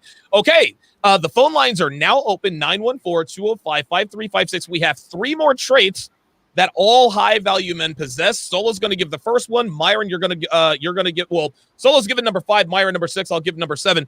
So the fifth, and probably one of the most important trait characteristics that all high value men have, is a high social aptitude. Being able to socially dominate a room, being able to interact socially with both men and women, the ability to be attractive to both men and women. Now, Solo, you listen, man, you're probably one of the most underrated, one of those underrated content creators with regard to your style of game. A lot of people sleep on social circle game, man. And then guys wonder why can't I get women? Well, if you don't know how to be social, can be socially dominant, you're not going to get a chance. What are your thoughts on that? Thank you, Donovan. And you know what, Donovan? I realized this when I first did my game thing, when it was like everybody was, hitting up set after set, right? Doing all these approaches. In my first year after game, from September of 2008 to 2009, I did over 1,000 approaches, and I was burnt out, and I was writing about what I had learned and my realizations of game within that first year. And I realized right away that, you know what? The hottest chicks, the guys that had it really popping, were in social circles, right? And the reality is, look, I know we've talked about cold approach versus choosing signals and all this other stuff, but at the end of the day, a lot of guys don't understand that social mastery is important. It's not just about having a social circle, Donovan, but having that intelligence and awareness in regards to how to interact with people socially. So what I did as a black man, and I'm not trying to make this about race, but I put myself in the most uncomfortable position. I went in the backwoods of Wisconsin to did my own little boot camp, and I was scared shitless. I had a $70 Pele shirt on, Kevin, and I'm dressed up, and it's a bunch of hick people. And guess what? I put myself in a position to do the uncomfortable by becoming comfortable. Okay? Well, you got to do the uncomfortable to become comfortable. And so next thing I know, I'm talking to the people, the mixed group, girls, guys, and they're buying me drinks. And then I realized, you know what? If I can do that in Wisconsin, I can do that anywhere. It's true, Donovan. If you can approach hick people in Wisconsin, guess what? I did it in Minneapolis. I've done it in California. I've done it in Denver. I can do that anywhere. So people have to understand that you have to become comfortable doing the uncomfortable. I always reference my, previous sales history, but a lot of guys don't understand social awareness, social intelligence, social mastery. And guess what, Donovan? It doesn't just help you with women, but it also helps you to network. I've gotten 3 out of my 4 jobs because of social networking, approaching people. A lot of people don't realize also that when you go out, and something that Kevin will agree with is, when you go out and you're wearing a nice shirt and pants and all that, that's your avatar. Right. And then when you match that avatar going out dressing all fly, I'm just wearing a polo today, but then your body language, when you exude confidence, this all plays into that. So all of this stuff that these guys are talking about will help you with social mastery, with social intelligence, with social proof. That it's an old school word, but it's real. Real, yeah. Very well said. That seamlessly segues into the 6th trait that all high value men possess. And by the way, guys, when you give us a call, stay on topic. Okay. If you have something to add, if you have a high value trait that you'd like to have, or something to ask the panel about high value traits, give us a call, 914-205-5356. Let's stay on topic. Social aptitude, I think, has a lot to do with a man's physical fitness. Now, there are some guys who are physically fit who are shy, but there aren't too many shy guys who are physically fit. Myron, listen, man. You actually touched on this a little bit when Kevin was talking about what he was talking about. It's fit before fashion, right? It doesn't matter. It doesn't matter how much you spent on your Armani suit. if you don't look the part physically, then you're not going to fill out the suit. How important is it? Actually, I'll ask you a better question. How much easier is it, or how many more opportunities do you get with women when you are physically fit than when you are not? So here's the thing, man. When you do the walking in the gym, when you go out there, you don't got to say much. You know what I'm saying? And the reality is, when you meet a girl and you're in good shape, she's automatically going to be put on her back foot, which is exactly what you want as a man. Because the thing is that women are used to being in a position of power in the relationship where they can like dictate terms and kind of, as Coach Greg Adams says, has you becoming a monkey simp, whatever it may be. But when you're in good shape, there's already this perception, as long as you live up to and you're congruent and you're high value in your other endeavors, because there's a lot of guys that are in good shape that are still simps. But if you're in good shape, you have awareness, you understand female nature, girls can't mess with you, man, because they know, oh, this guy is by you being in good shape, you got visible abs, you got veins popping and stuff like that. You're already in an elite percentile of man. So if you have the other stuff taken care of, boom, you all you need to do now is be congruent with that high value based on your behavior, because the looks are already taken care of for you. And I'll tell you this, man, there's been plenty of times where I've had a girl back in my place and she was like, on the edge of like, oh, do I want to do this? Do I not? I take my shirt off and boom, like she's like, okay, visceral attraction. She can't help it, because like most guys don't look like that. So she's gonna be like, from a physical standpoint, she's actually gonna want to fuck you guys. Let's keep it real. A lot of you guys are getting this transactional sex, or like, it's like she has to like starfish, starfish, or she's got to like get to like you, dude. When you got veins and you got abs popping and all this other stuff, the girls can't help themselves, man. Like, and I'm not saying this to sound like a tool bag or whatever, but it's another. Yes. It helps you. It helps you. Number one, it's for you. That's the number one thing. When you guys exercise, it's got to be for you. Because if you go to the gym solely for women, you're never going to see it through. This thing is hard. You got to eat correctly all the time. You got to drink water. Got a gallon of water right next to me here. But have a protein shake after this. Eat some vegetables. You got to go be in the gym. You got to train intensely. Your whole lifestyle has to be based around you recovering, improving, and getting better and taking care of yourself, sleeping enough, all this stuff, abstaining from alcohol, drugs, all this stuff. So you're not going to see that through unless you do this for yourself. The women are a byproduct of it. You understand? So, and when they see it, they have no choice but to respect you. And like I said, it's going to put them in their back foot. They're not used to that. And it's going to just create inevitable attraction, especially if you're in good shape and you have an aesthetic body. 1.62 ratio of shoulder to waist is the ideal for women, guys. A lot of guys think, do I need to get jacked? Do I need to take steroids? No, most of you guys overshoot your muscular development by about 20 to 30 pounds of what is actually attractive. Instead of trying to look like a professional bodybuilder, Ronnie Coleman, whatever, try to look like Brad Pitt from Troy. That's a good avatar. Marco. Exactly. You know what I'm saying? Like, that's a good avatar to use to be attractive. So, guys, I can't tell you how important it is for you to be in shape, not just for, to get girls, but for your own health, your own sanity. Like, when you look good, you truly feel good. And when you can look in the mirror, you can look back and be happy at what you see. That's priceless, man. You know what I'm saying? So you got to get in shape, especially nowadays with how competitive the sexual marketplace is. Yeah. You have a choice, guys. You know what I'm saying? You got to improve yourself on all facets. You can't fake being high value anymore. The days of being mystery and running like canned routines and all this other stuff, those days are done, guys. You know what I'm saying? Those days are done. Like, you gotta walk it like you talk it now. No migos. So that's all I got. All right, good stuff, man. Before we get to Lucario, somebody asked a question of Lucario. A couple of super chats I forgot a little bit early. Geek Anomaly, $2 super chat says, freeze a sample and get snipped. Best $600 ever. Hopefully you are saving that sample for a woman overseas rather than stateside. The Marpuki man says, thank you all for doing this. I need to do a consultation with the M-man and not be a butterball anymore and Mr. Samuels to get my image right. Well, I'll tell you what, you get a consultation with Myron and Kevin, they're certainly they're gonna turn you in. Oh, they're gonna get you right. So James R with the $15 super chat has a question specifically for Lucario. He says, Lucario, how do you handle the abundance game if you have children with the wife? Since typically the girlfriend gets jealous of that link and the wife gets jealous of the new girl. How do you keep the peace, brother? Oh wow, this guy's all. That's a good question.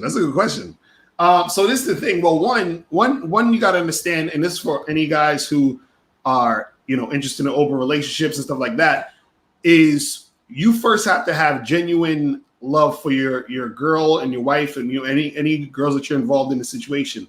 That's one. Two, jealousy is something that most likely will happen, but won't necessarily stay for long if you know how to communicate, but also have your girlfriend and wife meet each other and talk to each other. So my girlfriend and my wife, they've been out, they've had drinks together, they've hung out. You understand what I'm saying? Gotten to know each other. Word. You know what I mean? So yeah, that's what it does. Oh shit. Okay. So that's the thing, and so it's really to create a situation where there's communication flowing throughout, and then there's mutual respect on both sides. You see what I'm saying? But the thing is that it starts from me understanding, that while I'm interacting with my wife or my girlfriend, is that I actually have that genuine love for my wife and have that genuine love for my girlfriend, so that when I'm with them, they're not feeling like I'm, neglecting one over the other, and vice versa. So that's what it is. You see what I mean? Excellent. And listen, this is a very, very good answer, because it teaches you sort of how to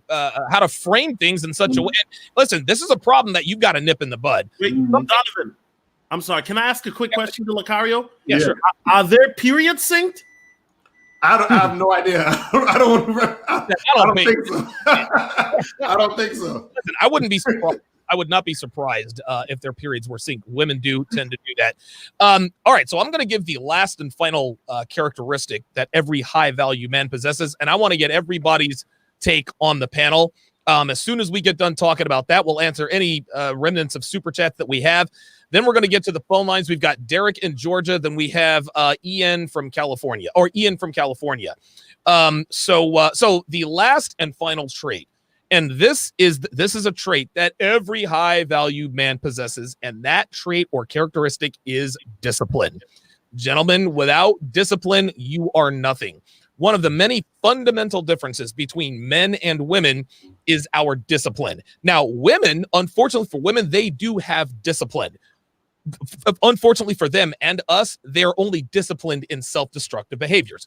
Drinking, drugs, taking dick on the side, et cetera, cheating, lying, et cetera. Now, we as men, we have discipline in those poor characteristics as well. But because our default setting is to build and create rather than to self-destruct like females, we tend to excel discipline-wise in things that build or excel. This is why the smartest people in the world are men. This is why most people who are in shape are men. Discipline is literally what gets you from point A to point D to point Z.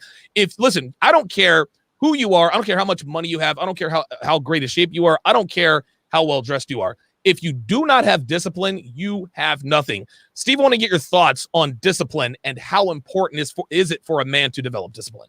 It's everything. It's not just discipline. It's also focus, because what a lot of young men don't understand is that I don't listen to the outside noise. I don't compare what I do to other men. I'm too focused on me and what I need to do. And I relish in the rejections, and I relish in the women shoot me down. I live for those things because it teaches me more that I got to learn more about myself. And the more I got to be more focused, the more I got to be more disciplined. I keep telling you, it's not about these women. It will always be about you and how you got to. It's not just the discipline, Dom. Right, real quick. It's the focus. It's like the chocolate and the peanut butter, like in the Reese's. Both of these things are so important, because without the focus, you're not going to be able to stand on the discipline. You know what I mean? You need to focus on what you need to do and stop listening to the outside world, because I can tell you, all these guys on this panel will tell you, there's no outside noise when you're focused and disciplined. There's no worry when you're focused and disciplined. There's no poor me when you're focused and disciplined. There's no excuses. There's no being a victim. There's no pointing the finger at women. It's because you are your hardest critic. Because the one thing I really want to say is, I'm harder on myself when I get women versus when I don't, because my discipline is so hard on me and I'm so hard on myself. I'm like, well, if I got her in 2 days, Steve, why the fuck you didn't get her in a day? Why didn't you get her? If I got her in 7 moves, Steve, why didn't you get her in 5 moves? That's what discipline and focus brings to you, man. Excellent. Very good. Lucario, what you got on this, man? How important is discipline? And I'll actually add to your question. How can a man who doesn't have discipline learn to develop discipline?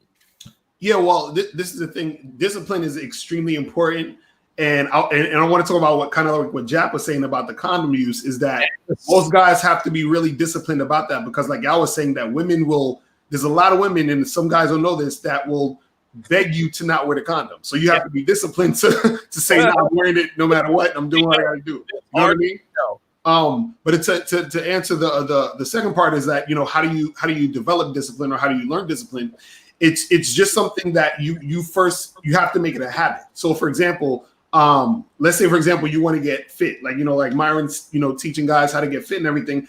A lot of times is that you have to push yourself to make that become a habit. So you say, okay, you know what, I'm just going to, like, 5 days a week, Monday through Friday, after work or before work, I'm going to go to the gym no matter what. I don't care if I'm tired. I don't care. I'm going to do what I need to do to make sure that becomes a habit. So that when it becomes the habit, it's something that you almost feel weird not doing it. And so that's the thing that, you know, it just becomes second nature to you. It becomes part of your routine. It becomes part of your life, and it becomes a part of how you know, do your thing. And it's just your whole lifestyle. You know what I mean? 100% agreement. And I'll add this before I go to Solo here. It is much more difficult to stop bad habits than it is to start good ones. Listen, it's easy to start good habits. I mean, let's just all keep it real. But it is so much harder to stop bad habits. Solo, what are your thoughts on discipline and the importance? I mean, hell, I guess we can talk about discipline with money. Why do you think so many men your age? I don't know. I don't think you're a millennial, right? Like, you're right on that. I am. Okay. So why do you think so many men? Why do you think so many millennials? And I'll pose this question to Myron. Why don't they have any discipline? Like, what's going on with that? I think a lot of men don't have discipline because they don't have motivation and a purpose to achieve a goal. You know, for me, when I was younger, Donovan, you know what I used to do? I used to play NBA 2K for 10, 12 hours at a time, and even NBA Live, right? And discipline is a lifestyle. And you know, I've lost 60 pounds in the last year and a half, and I got 60 more to go. You feel me? And guess what, Donovan? You know as well as I do, the closer you get to your goal, the harder it becomes to lose the weight. You know it. And that's where discipline is even more important. So my alarm clock is synced. I have videos that I outline that I have to work on. So my time is very, very precious because I don't have a lot of it.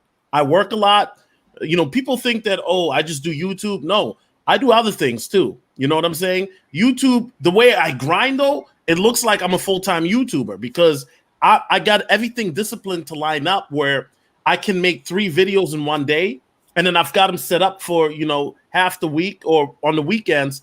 Boom, I've got videos already lined up. And so people think, well, man, this guy must just be doing YouTube videos all the time. No, it's discipline to also make sure that you're using your time wisely, Donovan. Yes, absolutely. You got to use your time wisely. And when it comes to money, guys spend it frivolously. They don't have money to buy your course, right? By the way, is your Womanese course still up, Donovan, or is it? It is. It is out of it. It is. Enrollment is closed until Black Friday. You snooze, you lose.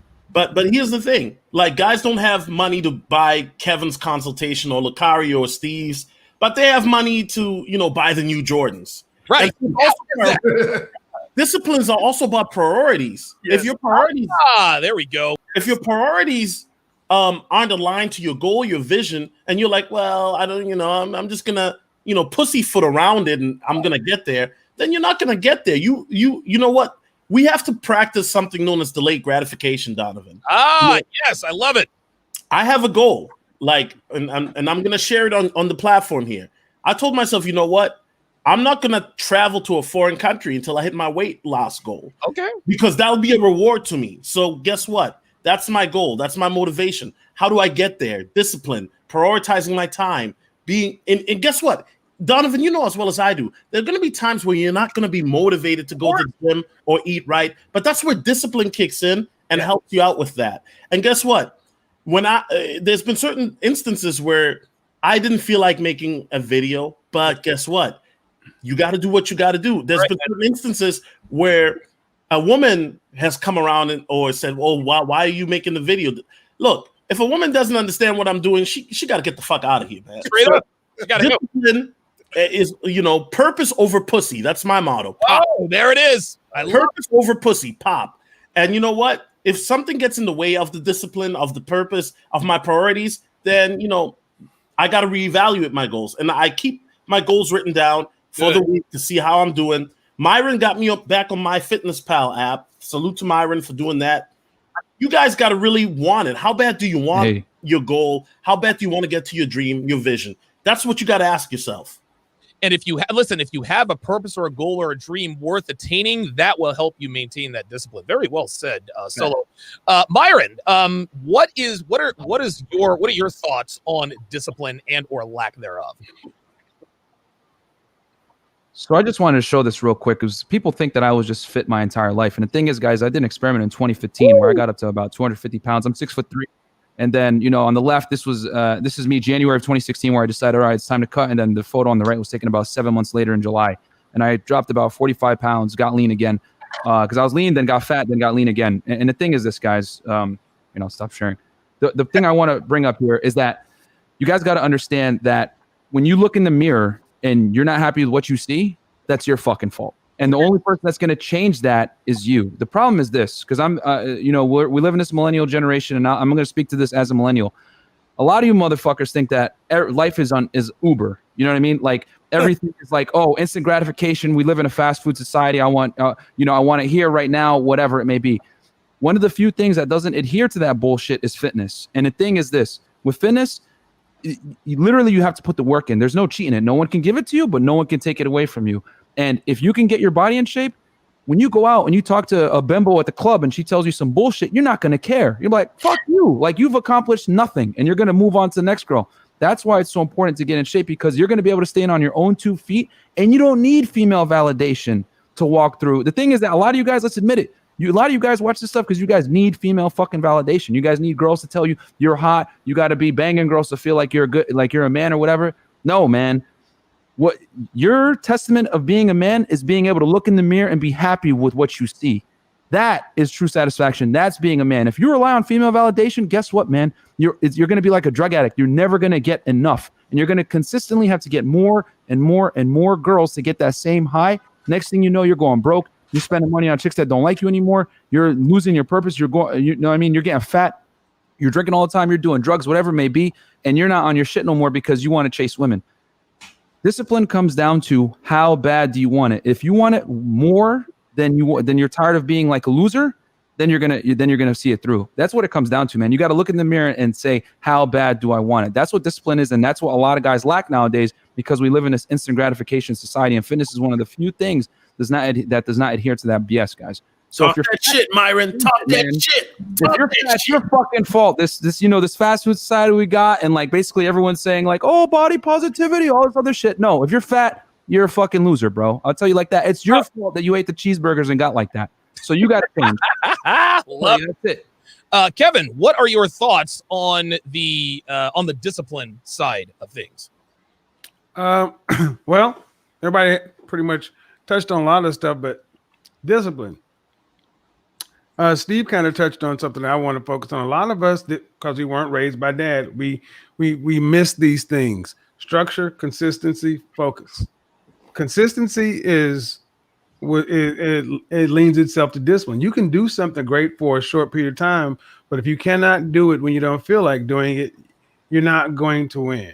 In order to get anything done or get to your ultimate goal, you have to have the discipline to do it when you don't feel like doing it. And here's the number one reason why. Here's the number one reason why so many people don't persevere. They don't start with why. There you go. Why? Why are you doing something? Why is one of the most important questions I learned to ask as a sales professional. Why? Why do you want to become rich? Well, because of this. And then why do you want that? Because of this. And why do you want that? Because of this. If the whys don't line up, you're not going to be able to get anything done long term. If you want to get in shape because ultimately you're trying to impress this person, well, what happens after you've impressed that person? The why is gone. Right. Simon Sinek, start with why. I'll give you two things. Start with why and then the power of habit. The human brain is a supercomputer. Yes. Men, we organize and we put things in chunks or routines. 70% or more of the things we all do are routines. So just like Myron talked about getting in shape, all you have to do is, what do you have to do? You have to overwrite a bad habit with a new habit. In order to do that, how long does it take to make a new habit?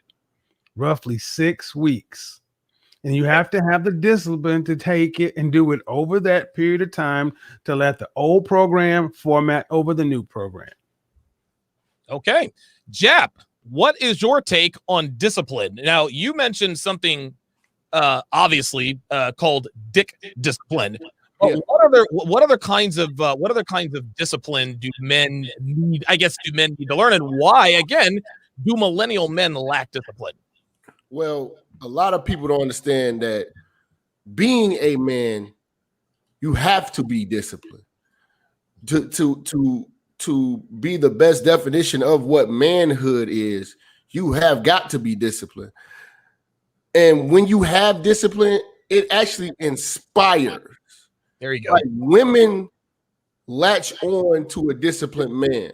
Like when she sees a man that's just completely focused, can't be derailed off his program, because she knows she's trying to, hey, you're going to work out. I want to go, to the show. I want to do this, and that. And you're like, nah, I got to take care of this. It's like, damn, nothing I can do can take this guy off of his square. And he's getting shit done. One thing about a disciplined man, they identify a problem and they solve the shit. There you go. And when you got a lot of guys making excuses, oh, you got to look good, this, and this, and oh, if you don't look good, you're never going to get the bitch. Control the controllables. Be disciplined. Like Myron said, you can control how your body looks. Right. That's your shit. It's yours. You got one of them. So get on. If you identify a fucking problem, get off your ass and make it happen. Are you a man or you make excuses like bitches? Disciplined men don't make excuses. They make shit happen. And they get respect. When a woman sees, damn, this guy consistently does what the fuck he says he's going to do. God damn right, man. You automatically get the respect. And when you get the respect, you get cooperation. Most of you guys are not disciplined. Because if you say, yeah, I always use condoms, and then a pretty bitch comes around and she says, come fuck me wrong. She'll never have respect for you because you talked all this shit, but now you've been on your principles. You've been on what you stand for. You don't have the integrity to hold this shit down. You gotta have your discipline. You gotta be structured. And I think that's just one of the beautiful parts about being a man, being a part of this red pill mindset. You're gonna be structured. Like when dudes take the red pill, generally they improve and they stick to it. Whether it's gonna be fitness, their money, just how they interact with people, they are going to improve. And that's just a part of the discipline, man. I just think that's the best thing for a man, to be a disciplined man. And it's going to show. It's going to come out your pores. So like when you talk to Myron, this motherfucker's disciplined. This motherfucker at 6 in the morning drinking black coffee, running laps. There it is. but it's respected and it's going to show. You know what I'm saying? The results are there. The discipline brings the results. Okay, very good. I'm going to go last on this, guys. I want you guys to take a look at your screen, okay? That right there is the very first time I showed my face on YouTube. That was my very first studio. Dude, it was myself. I had a desk. It was actually Devin's fucking Apple Mac computer. And listen, I even have the date up there. Monday, September 4th of 2017. Gentlemen, less than it's been a long fucking 3 years, right? You go from that to this. You don't go from where that was to what I do now without having freakish discipline. You want to know something, guys? Discipline is not just doing something consistently.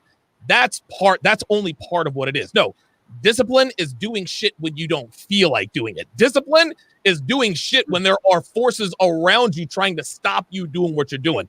Listen, man, we've all had adversity here online with our YouTube channels. I am no different. Those of you guys who have followed me for any amount of time, dude, I've had 2.5 YouTube channels taken down. I've been kicked off Twitter twice, Instagram twice. I've been kicked off Facebook 5-6 times. I kept coming back. discipline and perseverance. Perseverance is also another high value man trait, dude. And again, if you don't have discipline, dude, read some books. How can I get more discipline? But Kevin nailed it on the head. Unless you have a good why, then you will never be disciplined. And I'll go back to what Myron said. You cannot make girls your reason for wanting to go get into shape, because as Red Pill Mike said in last night's show, and he actually puts in another $100 super chat here. I'll get to that in a minute. He says guys who lift weights strictly for girls are always the first to quit as soon as they get female attention. And it's 100% true. If your why is pussy, guess what? As soon as you get pussy, the why is no longer there. Mm-hmm. To me, discipline is the most important. Listen, I'm sure that there are other traits that are most important, but if you don't have discipline, you can't dress well. If you don't have discipline, you can't get fit. If you don't have discipline, you can't protect yourself. If you don't have discipline, you're not going to be successful in anything in life. Listen, I'm telling you right now, manhood starts and begins. It is the alpha and omega that is discipline. So Solo, you have a question to ask Jap real quick. Yeah, Jab, we've already talked about this whole condom thing, but one thing we didn't really address, bruh, sometimes when you're upping them late at night, I mean, the condom breaks, bruh. I just got to say that, Breaks, slip. I mean, nothing's foolproof. You know what I'm saying? Right. Even people with bulletproof vests on get clapped. You know what I'm saying? But it's better than nothing. I have a method that will assure you that you will never get a bitch pregnant. I use the condom and I pull out with the condom on. Yes, thank you. This method is foolproof. I also use the Jadakiss approach. Just because you've seen me coming in and out of your house, there's no way that she can have a baby out of her mouth. Oh my God. I'm very, very focused and I'm disciplined. Comment of the fucking night. On this shit. So yeah, I pull out with the condom on, man. She's like, why you do that? For my safety and yours. That's exactly how we put it too, right? For my safety and yours. Let me get to these super chats before we got a question specifically for Lucario. Then we're going right to the phone lines. In life with the $5 super chat says consistent action with high goals always brings tremendous results. Truer words never spoken. Red Pill Mike with another $100 super chat says once a man implements abundance correctly, the results are always advantageous. Abundance has always been a technique of its own used for properly vetting women. Women who are turned off by a man with abundance will naturally vet themselves out and leave the best. Dude, if a woman doesn't want to compete, she is telling you she is not worth being with. That's all there is to it. Very good comment there by Red Pill Mike. Troubleman 313 with the $5 super chat says, great production value tonight. Awesome show. Yeah, you guys see that I'm putting updates there in the chat. I can communicate with both you and the guys just to kind of let you know how the show is flowing. It's not easy to do, but I'll get the hang of it, and I think it's really going to help things out. Yeah. R asks another question with another $10 super chat to Lucario. Says, Lucario, much respect. It has to be asked, young comrade, how did you keep the wife from seeking divorce? The only time I have seen a woman truly okay with this is if she's sick or something. There we go. This is the thing, though. I've talked about this before, is that whenever you're dealing with a woman, you always got to vet the chick. And so, like, even for example, my wife, we were together for 7 years before she became my wife. You understand what I'm saying? My girlfriend, we were dating for a year before she became a girlfriend. So the thing is also is that, like I was saying earlier, is that I had her contribute to the situation. So again, when they contribute to the situation, they become more attached to the situation. Right. And then therefore there's all this divorce and all that other stuff. That's usually something that's out the window unless you start fucking up. You understand? A lot of times what happens is you hear they say that women, they end up being the ones that want the divorce. I think they said like 80% of women are the ones that do divorce. Usually that's because guys meet a woman, date them for 6-7 months, marry them within a year, And it's usually some beta male dude who's just marrying this woman. The woman never was really interested in the guy. The woman never put in any work. There's no attachment there. So she's like, why am I with this guy? I'm not feeling him. He's nothing. He's a loser. I'm just using him for his resources, and I'm gonna be on my way out. And so that's the thing. This woman has no attachment, no love, no nothing for you. And then therefore, that's why the divorces and stuff happen most of the time. You see what I'm saying? Very, very well said. I don't know. That kind of sounded like a sneak tip diss, but listen, and what Mario said is spot on. If you have to make a woman invest in the relationship. Mm-hmm. It is much harder to leave a relationship if she has skin in the game. This is why women leave relationships so easily. Men do not make women work for his commitment. You make her work for your commitment when she gets it. She knows, dude, it's worth something. Right. And skin in the game. If you let her become your girlfriend just for fucking you, she's gonna leave. You want to know why? Because she's fucking everybody else. Right. Facts. Listen, she's fucking everybody else. But who is she checking in with? Who is she letting see her phone? Who is she getting off social media for? There are many different ways you can cause a woman to sort of invest in you. But who is she spending money on? Listen, facts. No, listen. I am trying to tell you. So, and listen, I know a lot of guys probably can't wrap their minds around the fact that, and this Isaiah R guy's like, dude, how in the world is his woman not seeking his wife not seeking divorce if he's got a girlfriend? Fam, dude, this didn't just happen overnight. Right. This is decades of hard work. This is decades of game. You don't just get to where Lucario is by just a couple of magic tricks. It takes a lot of work. Right. That's what it comes down to. Okay. Oh, go ahead. I just want to say a lot of people don't understand that the thing about wives or women when they're with men is that they will say, you know what, have your fun, do your thing. Just don't make me look bad. A lot of women will look the other way because they see the value in the man. They're not going to leave him, but they also know that a man is always wanted and they adjust to that. And they deal with that, so they can understand that. So it's a whole new different ball game. It's not just you married to a woman, y'all think y'all happily ever. And some guys like no. But women, a lot of guys don't know. Women will find women for you. Oh, they will. Yep, they will. Yeah. So what? Listen, man. Listen, women pick up women much better than men. Straight up. Yes, they do. I'm trying to fucking tell. Yeah, Kevin, you know all about that. Let us go to phone lines. Up next, let's see. We're going to go to Derek in Georgia. Derek in Georgia, you're on live with the 7. What is your question or comment? Yes, sir. I'd like to say, first of all, thank you so much for the wealth of knowledge that you have provided here. I'd like to say thank you to everyone on the panel. And you really helped me navigate the sea of confusion, which is the Western American woman. And you helped me navigate those waters safely. And I'd like to say thank you. And you are so right about discipline, because when you're disciplined and when you are focused and when you are about your purpose, women take notice, because I've noticed that, well, when I'm out and about and it's like Coach Greg has said, women, they are drawn to your energy. They can feel that. And they will put themselves in your orbit, because I have seen that where women have put themselves in my orbit and right in my face. But I'm focusing on my goals and getting myself back together, because I've gone through a lot of trials and tribulations dealing with women here in this country. And I am so grateful to all of you, because you have helped so much with your knowledge. And I would like to see it grow and flourish.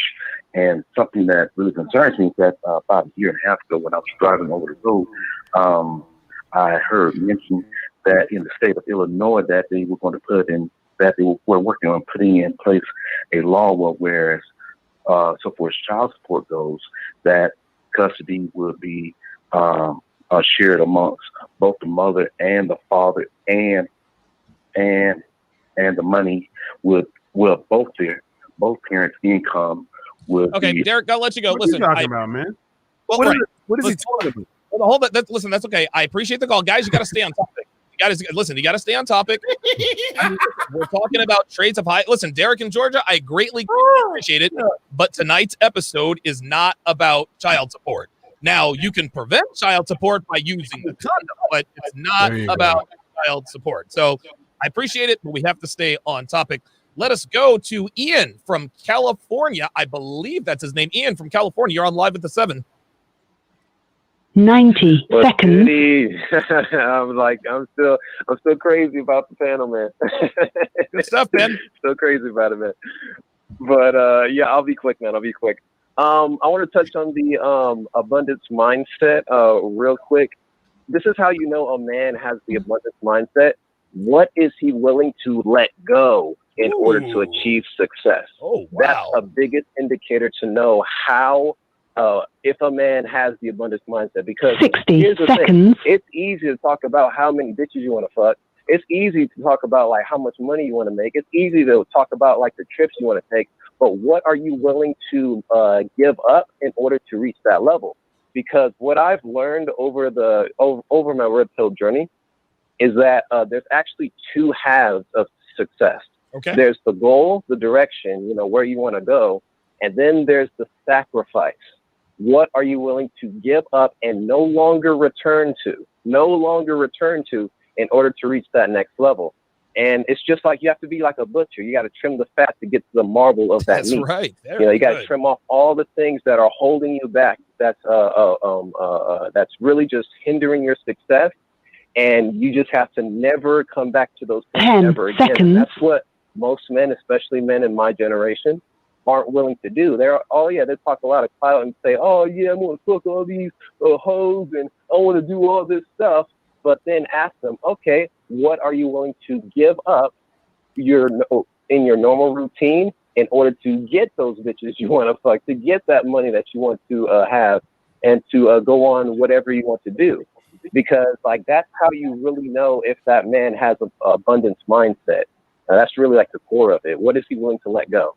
Okay, listen, good comments there by Ian in California. And listen, man, and he did get a little bit wordy, but he's right. Whatever you're willing to let go to achieve success, that is what you have an abundance mindset in. If you're willing to let go of women to achieve success, then guess what? You know you have an abundance of women. Unfortunately, 99.9% of men would never, ever give up women to achieve success, not even temporarily. Let us go to the phone lines. Let us go now to Simon in Connecticut. Simon, you're on live at the 7. All right. Yeah, I just wanted to make a comment, especially about style. Kevin touched on this when it comes to fit. Speaking as a 5'7" guy, if you are short, fit is 10 times as much important as it is for any other normal guy, because you don't want to be going out looking like you're wearing your father's suit. You want to be looking like a man wearing a suit. But also, I for the longest time, I thought, my success with women came down to me being 5'7" when it was really my shoddy presentation, how I spoke, how I dressed, how I carried myself. Okay. And you know what? Myron touched on this. Jap touched on this. Men, you have a choice in life. Okay. Be a victim or do the best with what you got. Choose wisely. That's all I got to say. Very good. Very well said. But Simon in Connecticut, what would you like to add to that, Kevin? Well, yeah, images, appearance, behavior, communications. That's what he said. The way he looked, the way he carried himself, the way he spoke, and then the digital footprint, the deed, the way you present yourself online. All those things work against you if you don't prioritize them because you're using the wrong tool. Image is language. Oftentimes you think you're speaking English, but if your market is speaking Spanish, it don't match. Wow. Okay, well, I couldn't have put that any better myself. That's actually a very good point. Image is a language of its own. Very, very well. Mm-hmm. Let us go to Arthur in New York City. Arthur, you are on live with the 7. Yes, hello? Yes, sir. Yes, it's my first time calling in and even catching you live. You guys are great. I'm not sure if you touched on this specifically, but I guess it's like an anagram of all the conditions, but a trait that maybe you can add is a righteous and respectful sense of superiority. Oh, I like that. I like that a lot. Yeah, it's something that actually helped me to overcome approach anxiety. Okay. So maybe it could be a help of the other guys. So it's almost like, and thanks for the call, Arthur. Listen, I like that. A righteous sense of superiority, not an overconfidence, so to speak, because we got a lot of guys with ego. And one thing that I'll point out here is there's a big difference between ego and confidence. Ego is only fueled by the outside. The reason why a man has a big ego is because other people tell him he is awesome. The reason a man has confidence is because he knows he's awesome. There's a very, very big difference. And ego can be punctured quite easily. Confidence can never be shaken. Does anybody? I think somebody had something to add to that. If I'm not mistaken, you got to be a calculated asshole. There you go. You know, you got to know when to turn that shit on and turn that shit off. You know what I'm saying? But because it kind of gets to the point where, you know, it could be a turn off for women, but a lot of women do love jerks. So you gotta know how to be a calculated jerk enough to still intrigue her and keep her attention. You know what I'm saying? And not turn her off, you know. Okay, good stuff, man. All right, let's go back to the phone lines. Let us go. All right, let us go to Shane in Maryland. Shane in Maryland, you're on live at the 7. Oh, yeah. Hello? Yes, sir. Thanks a lot for taking my call. First of all, I'd like to just say this, and I listen to you all of you guys, but primarily Kevin, Samuel, you, and Minister Jeff. The first thing I have to say, you all will be cracking me up here because you all are on the spot on this shit. Now, I'm a little bit close to Kevin, Samuel age, and also I will say this, I'm not trying to brag because I don't get into that stuff, but I'm at the highest levels in academia at one of the most prominent universities in the country. Okay. And I will tell you this also on the same, and I don't want to put my also the same, no, but you, Minister Jeff, and Kevin hit it on the money, but also you all are funny as hell. I don't know whether I listen to you all because you all are funny as hell or whether on the same note that you're speaking the truth. But I think it's about speaking the truth. But let me just say this part. Like I said, I'm originally from Detroit. That's why I get into a lot of Minister Jeff. Like I said, Donovan, you crack me up, Kevin, on the money. But most important thing is this. People, you got to be disciplined. That's right. Then also on the same note, you got to be focused. Another thing I'm going to say is this. Excuse me with me being funny because I do crack jokes. If you all like into ludicrous splash waterfalls, actually, you just can't give a fuck about what people think about you. The next thing I'll have to say is this. When it comes to women, you got to be ready to walk away from pussy. No ifs, ands, and buts about it. You cannot let that control you because that shit will come and everything. Like you all say, I'm old school. I like to say, when you handle your business, I know everybody you being on purpose now, but my whole thing is you got to handle your business. That other stuff will come. The other thing is this too. When chicks get out of line, I'm like this. I like looking at old movies. You got to make them hoes walk the plank. You got to make them walk the plank and everything like that. And everything. I'm just like what's this we always look at with Clark Gable, Mutiny on the Bounty. Yes. This is a mutiny. What did they make them do? Captain Bligh didn't care. Captain Bligh made them motherfuckers walk the plank. And also another thing is this, they do something in the Navy, which they throw them overboard, keyhole them. You cannot. This is for anybody, but in this day and age, how these women are right now and so forth, you got to make people walk the plank and you got to keyhole them. And in all honesty, when I was younger, I made everybody do that. Goddamn right. I'm fortunate because I'm going to say this. Hello? And I'll keep it short. I'm fortunate because I'll say this. Yes, every man sent to their life. I have too. But I didn't send a lot of guys. I learned stuff really early. I played football. I'm 6'2", 220. Oh, there we go. My first touchdown. All holes start coming. Another thing I'll say is this. How I learned women is this. I screwed this chick I was trying to get with when I was at 16 in high school. I got with her best friend. So I learned just by studying things and whatnot. So I'm going to tell you this. I was a dog, but also on the same note, I was poor. When you a dog and you poor, you're focused and everything like that. And I was straight up focused. So like I said, Donovan, Minister Jeff, no disrespect to anybody else, and Kevin, I'm a combination of you, the three of you all. But on the same note is this too. But young brothers and all, like I said, I am so fortunate. But another thing is this too. All right, had to let him go. Sorry about that. Listen, we got. I was waiting for it. I love when guys talk, but Kevin actually has to run. But we have Chris in Philly who has a question for Kevin. Chris in Philly. Okay.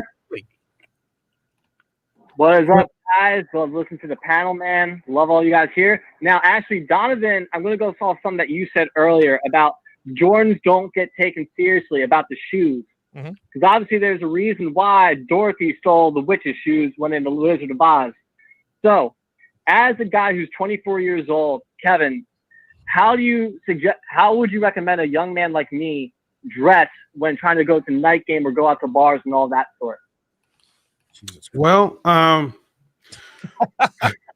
at 24 years old, when you're trying to go out to bars, is that what he asked? Well, even just going to any like night venue or just listen. What he's trying to ask you, listen, Kevin. Hold on, caller. What he's trying to ask you at 24 years old, he doesn't make enough money to buy Ferragamo. So what's a guy like him who is not at his peak financial potential? What's a guy like him supposed to do to dress well in order to be taken seriously besides wear Jordans? Oh, well, same thing.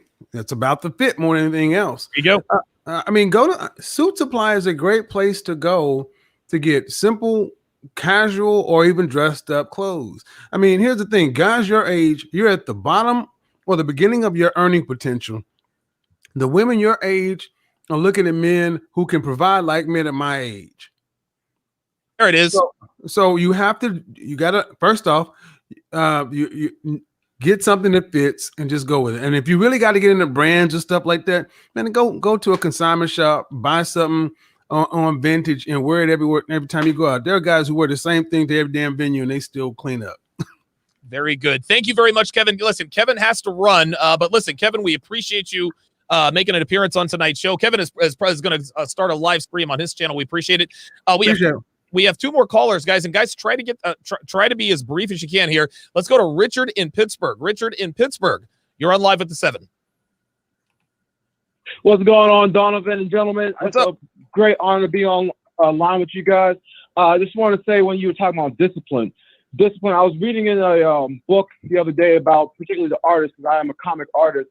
You have to find love and gratification in doing the work itself, getting up, loving the fact that you're tired, but you're still persevering and pushing through. And I just want to say that Ernest Hemingway, he said it best. There's nothing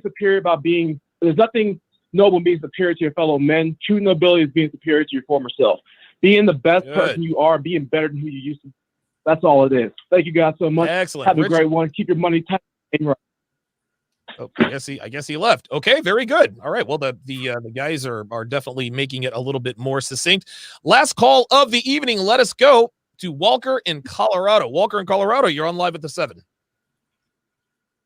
Hey, what's up, guys? So first of all, again, thank you. I got two things. Just first of all, classic line thought of while I was watching the show.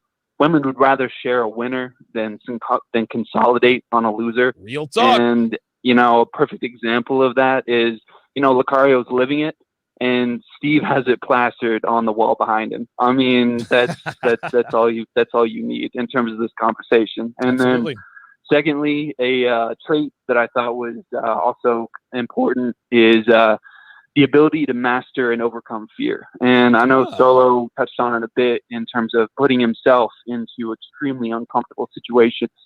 But specifically what I'm talking about is the fear of an outcome. I feel like many men get paralyzed, and women in business or whatever, when it comes to fearing what will happen. And instead of trying things out, they don't even take the step to see what will happen and figure out if they want a different outcome from what happens anyway. So I think that's critical. But anyway, I'll cut it there. And again, thank you for the time and for the show. Very much appreciated. And you guys have a good rest of your night. You too. Thank you, Walker in Colorado. Steve, and then Solo.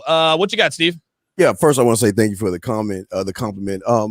I think a lot of guys don't understand is that it's not really fear that you think you're feeling. It kind of goes back to a movie called Wanted with Morgan Freeman and Angelina Jolie. It was and where the gentleman kept getting these feelings and he kept suppressing those feelings by naming those feelings anxiety. So what he kept doing was he was holding himself back. And see, what a lot of men don't understand is that feeling that you have that feeling that you label fear. Now, the key word here, Donovan, and everybody, label. You gave it the name fear. It's the same thing that got you to the egg, and most of you guys don't even realize that. The egg? You know, when you first came, I'm getting deep here. When you, the egg, goddamn, the woman's egg. Yeah, all right, yeah, I don't know, you asshole. Yes, I don't. Okay, anyway, when I say it's Solo, yes, the egg, mom's egg, not the egg that you cook, mom's egg. That you had drive, discipline, and determination to reach the egg. It's just when you got older, when it started to come out, and it's that lion in you, that drive in you. It's a weird feeling. It's saying, get the fuck out of my way and let me talk to the woman. Get the fuck out of my way and let me do what I need to do. But what y'all guys are doing is you're labeling that shit fear. It's not fear. You have to embrace it, go towards the bullets, go in the fiery building, embrace the feeling and stop running away from it. Very good. Wow, well said, Steve. Very Solo, what you got? I mean, how are you gonna follow up on that? Donovan, I'm gonna leave the egg situation alone for a second. Oh my God. Shout out to Steve. But I'm gonna go somewhere completely left, and you may agree or disagree. But a lot of men suffer from something known as outcome dependence, right? Yes. Where you want the situation to go a certain way so bad that you already sabotage yourself before you even start. So what happens then is you have a vision of how your night is going to go or how certain things are going to go, and then you get like crippled by, you know, anxiety or what you deem as fear or these emotions. And Donovan, here's where I'm going to take it left, and some may disagree or agree. But one thing I used to do, Donovan, when I was nervous before I stepped out to these Wisconsin bars or when I was about to go out, I would sit in my car for 10 minutes and close my eyes and meditate. Okay. Right? A lot of guys just like, yeah, okay, great. We can amp ourselves up. I love listening to music before I go out or do what I got to do or an interview. But sometimes you got to calm your freaking mind. Calm your mind. And then when you're in that state of peace, guess what? People can sense it. Now, a lot of people are going to be like, Solo is talking this esoteric bullshit. No. Your vibe is something people can pick up on. And a lot of guys, when you approach a woman, they have a sixth sense. They're like dogs. They can tell when you're scared shitless. Yes, they can. So sometimes quiet your mind and then do what you got to do. And know that you're that dude, but start believing that you're that dude. Very good, man. Wow, very good follow-ups. Real quick, a couple of super chats, and we got one more super chat question. Uncomfortable Truth says, Logical Wavo here. Great show, gentlemen. Let's keep growing in knowledge, wisdom, understanding, and application. Execute. And then Isaiah R says, got much respect and love for all the brothers on here tonight. Also, Kevin, the man often speaks of the 3 F's a woman has to have. What are each of your 3 F's when it comes to women? Well, Kevin's not here. I'm sure he could probably answer that on his channel. But my 3 F's is she cooks food, she fucks, and she shuts the fuck up. Those are my 3 F's. Those are my 3 F's. But seriously, yeah, Kevin's probably doing a live stream over there. I'm sure that he'll be more than happy to answer that question. Sight Beyond Sight with the $10 super chat says, great guys. I'm sorry. He says, guys, great work you're putting in. Solo, thanks for that tip on Chainlink. What's he talking about? He's talking about cryptocurrency. I just dropped a fire 3-hour cryptocurrency live stream last week. I think a lot of guys, look, we can always talk about women. That's great. But on my channel, I also talk about things guys should look out for. And cryptocurrency is the next wave, Donovan. I mean, with this economy, for a while, man. I've been hearing about it for a while, dude. Facts. Okay, guys, that is going to do it for this edition of The 7. Listen, this was a fantastic episode. Great callers. You guys were way too generous with the super chats. Again, we greatly appreciate that. Let's go one more time around the panel, and we will give our final thoughts on high-value men and their habits. Steve. Hey, first off, I want to say thank you to the guys listening to the chat room and those that called in and the panel and Donovan. Just want to say to y'all guys that the most important thing is to keep focused on what you need to do. Don't look at the end game. Take your time, win small battles, then you will win the war. Thank you. Good stuff. Lucario, final words. Yeah, just well, shout out to everybody. And I'll say the final thing is just, the most important thing is confidence, understanding your value, understanding yourself, because that's the thing that propels you to become that high value guy, because no one's going to see you as that unless you see yourself as that. That's very succinct. Solo. First, I want to say thank you to all the viewers all the people that donated. We really appreciate it because we split the donations. And the callers, no disrespect to you guys. I love you guys, but some of you guys need to tighten it up. But we love you. No disrespect. And all I want to say is this, guys. Realize that on the road to self-improvement, to success, you're going to face many obstacles. And realize that you have to have a plan and you got to be disciplined with that plan. Because to be a high-value male or to get to that level, it's going to take time. It doesn't happen overnight, okay? Yes. And the second thing is, my name is SoloTV84. I'm on Instagram. If you want to talk about cryptocurrency, check out my channel, SoloTV84, self-improvement, cryptocurrency. We talk about thoughts for the streets. Shout out to Unplug. He's going to be on it this coming week. So a lot of content coming out. And once again, also thank you to Donovan for making the 7, a.k.a. the 7 deadly sins. Yes, More sir. to come. More to come. I like it, man. The 7 deadly sins. I kind of like that. That might stick. Myron, what you got on tonight's episode? Man, it was a great show, man. I hope you guys took something away from that. Obviously, we gave you guys, if you have those 7 traits, man, there's no way that you're not going to be able to dominate life. And then a byproduct of you dominating life is the women are going to come into your life. So, get all these things in check, guys, and then you will be an apex male, which quite frankly, it's lonely at the top. Not many guys are there, so it's going to be slim. It's going to be easy pickings for you guys.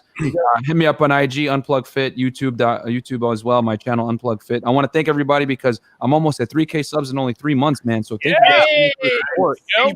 Get you the 10K. Let's go. Man. Go. 10K. I want to thank everybody for that, for allowing me to grow so quickly and supporting the content and everything like that. I'm going to keep giving you guys the best content I can with fitness and dealing with chicks like real time, because I'm here in Miami, so I got to figure this stuff out. So yeah, man. I'll have Troy Francis on my show tomorrow, 1 p.m. Eastern Standard Time. We're going to talk about how to run game in London and in Europe in general. So you guys want to definitely check that out. Good. That'll be very good. Jap, what you got, man? Hey, just appreciate you guys having me on. Appreciate you, Donovan. Shout out to everybody on the panel. The high value man. What I do want to close with saying is that the 7 methods that we named that a high value man must have. I mean, it's not just to become a high value man, because a lot of guys will end up in that period of time where they'll be high value, but something can derail you and you won't be valuable anymore. So it's about maintaining your value and staying valuable in this game. So we just want to make sure that you guys are equipped with the right type of knowledge, the way you're going to remain valuable at all times, because that's your big joker. That's your draw 4 card. That's what keeps your leverage to where now the woman has to abide by your guidelines and, the things that you set in place. So just remain valuable at all times, at all costs. Very good. Very well said, Jap. Real quick, Walker Jones with another $20 super chat says, thanks for taking my call and for your time tonight. Absolutely. Red Pill Mike probably has donated maybe $300 in super chats this evening. Says, fear exists when a man cares too much about fear exists when a man cares too much about the act itself. When a man chases what he wants but doesn't care about the result, he wins no matter what. Women want winners and not a man afraid to lose. That sounds like something Steve Williams would say. Play to win, baby. That's what Mike is on it, man. Thanks for the support, bro. Absolutely. And the last thing I'll say about the high value man is this: the reason I'm so transparent with the progress of my show, the progress of my life, is because I want guys to see that it can be done. Okay, I didn't set out to be this, but I stuck with it. I was disciplined. I was forceful. I was willful. You really, really can improve your life. It's not going to happen overnight, right? You don't go from a low value man to a high value man. Listen, just because you win the lottery, just because you're $5 million richer, that doesn't mean you're high value. All that makes you now is a bigger fucking target. So you guys have to understand, and Myron says this all the time, it is absolutely adherence. Guys, you have to stick with it. Dude, discipline. You gotta stand on your principles. You have to have that abundance mindset. You need to use the condom, avoid getting these bitches pregnant, get fit, and develop social circle game. And of course, learn to dress very well. And you guys will quickly start to see that people will change the way they treat you. People will change the way they view you. Gentlemen, that is going to do it for the 7. Again, my thanks to everyone in the panel, everyone on the chat. We greatly appreciate your super chats, and we will see you right back here next week at the same time. Peace out, guys. Hey, guys.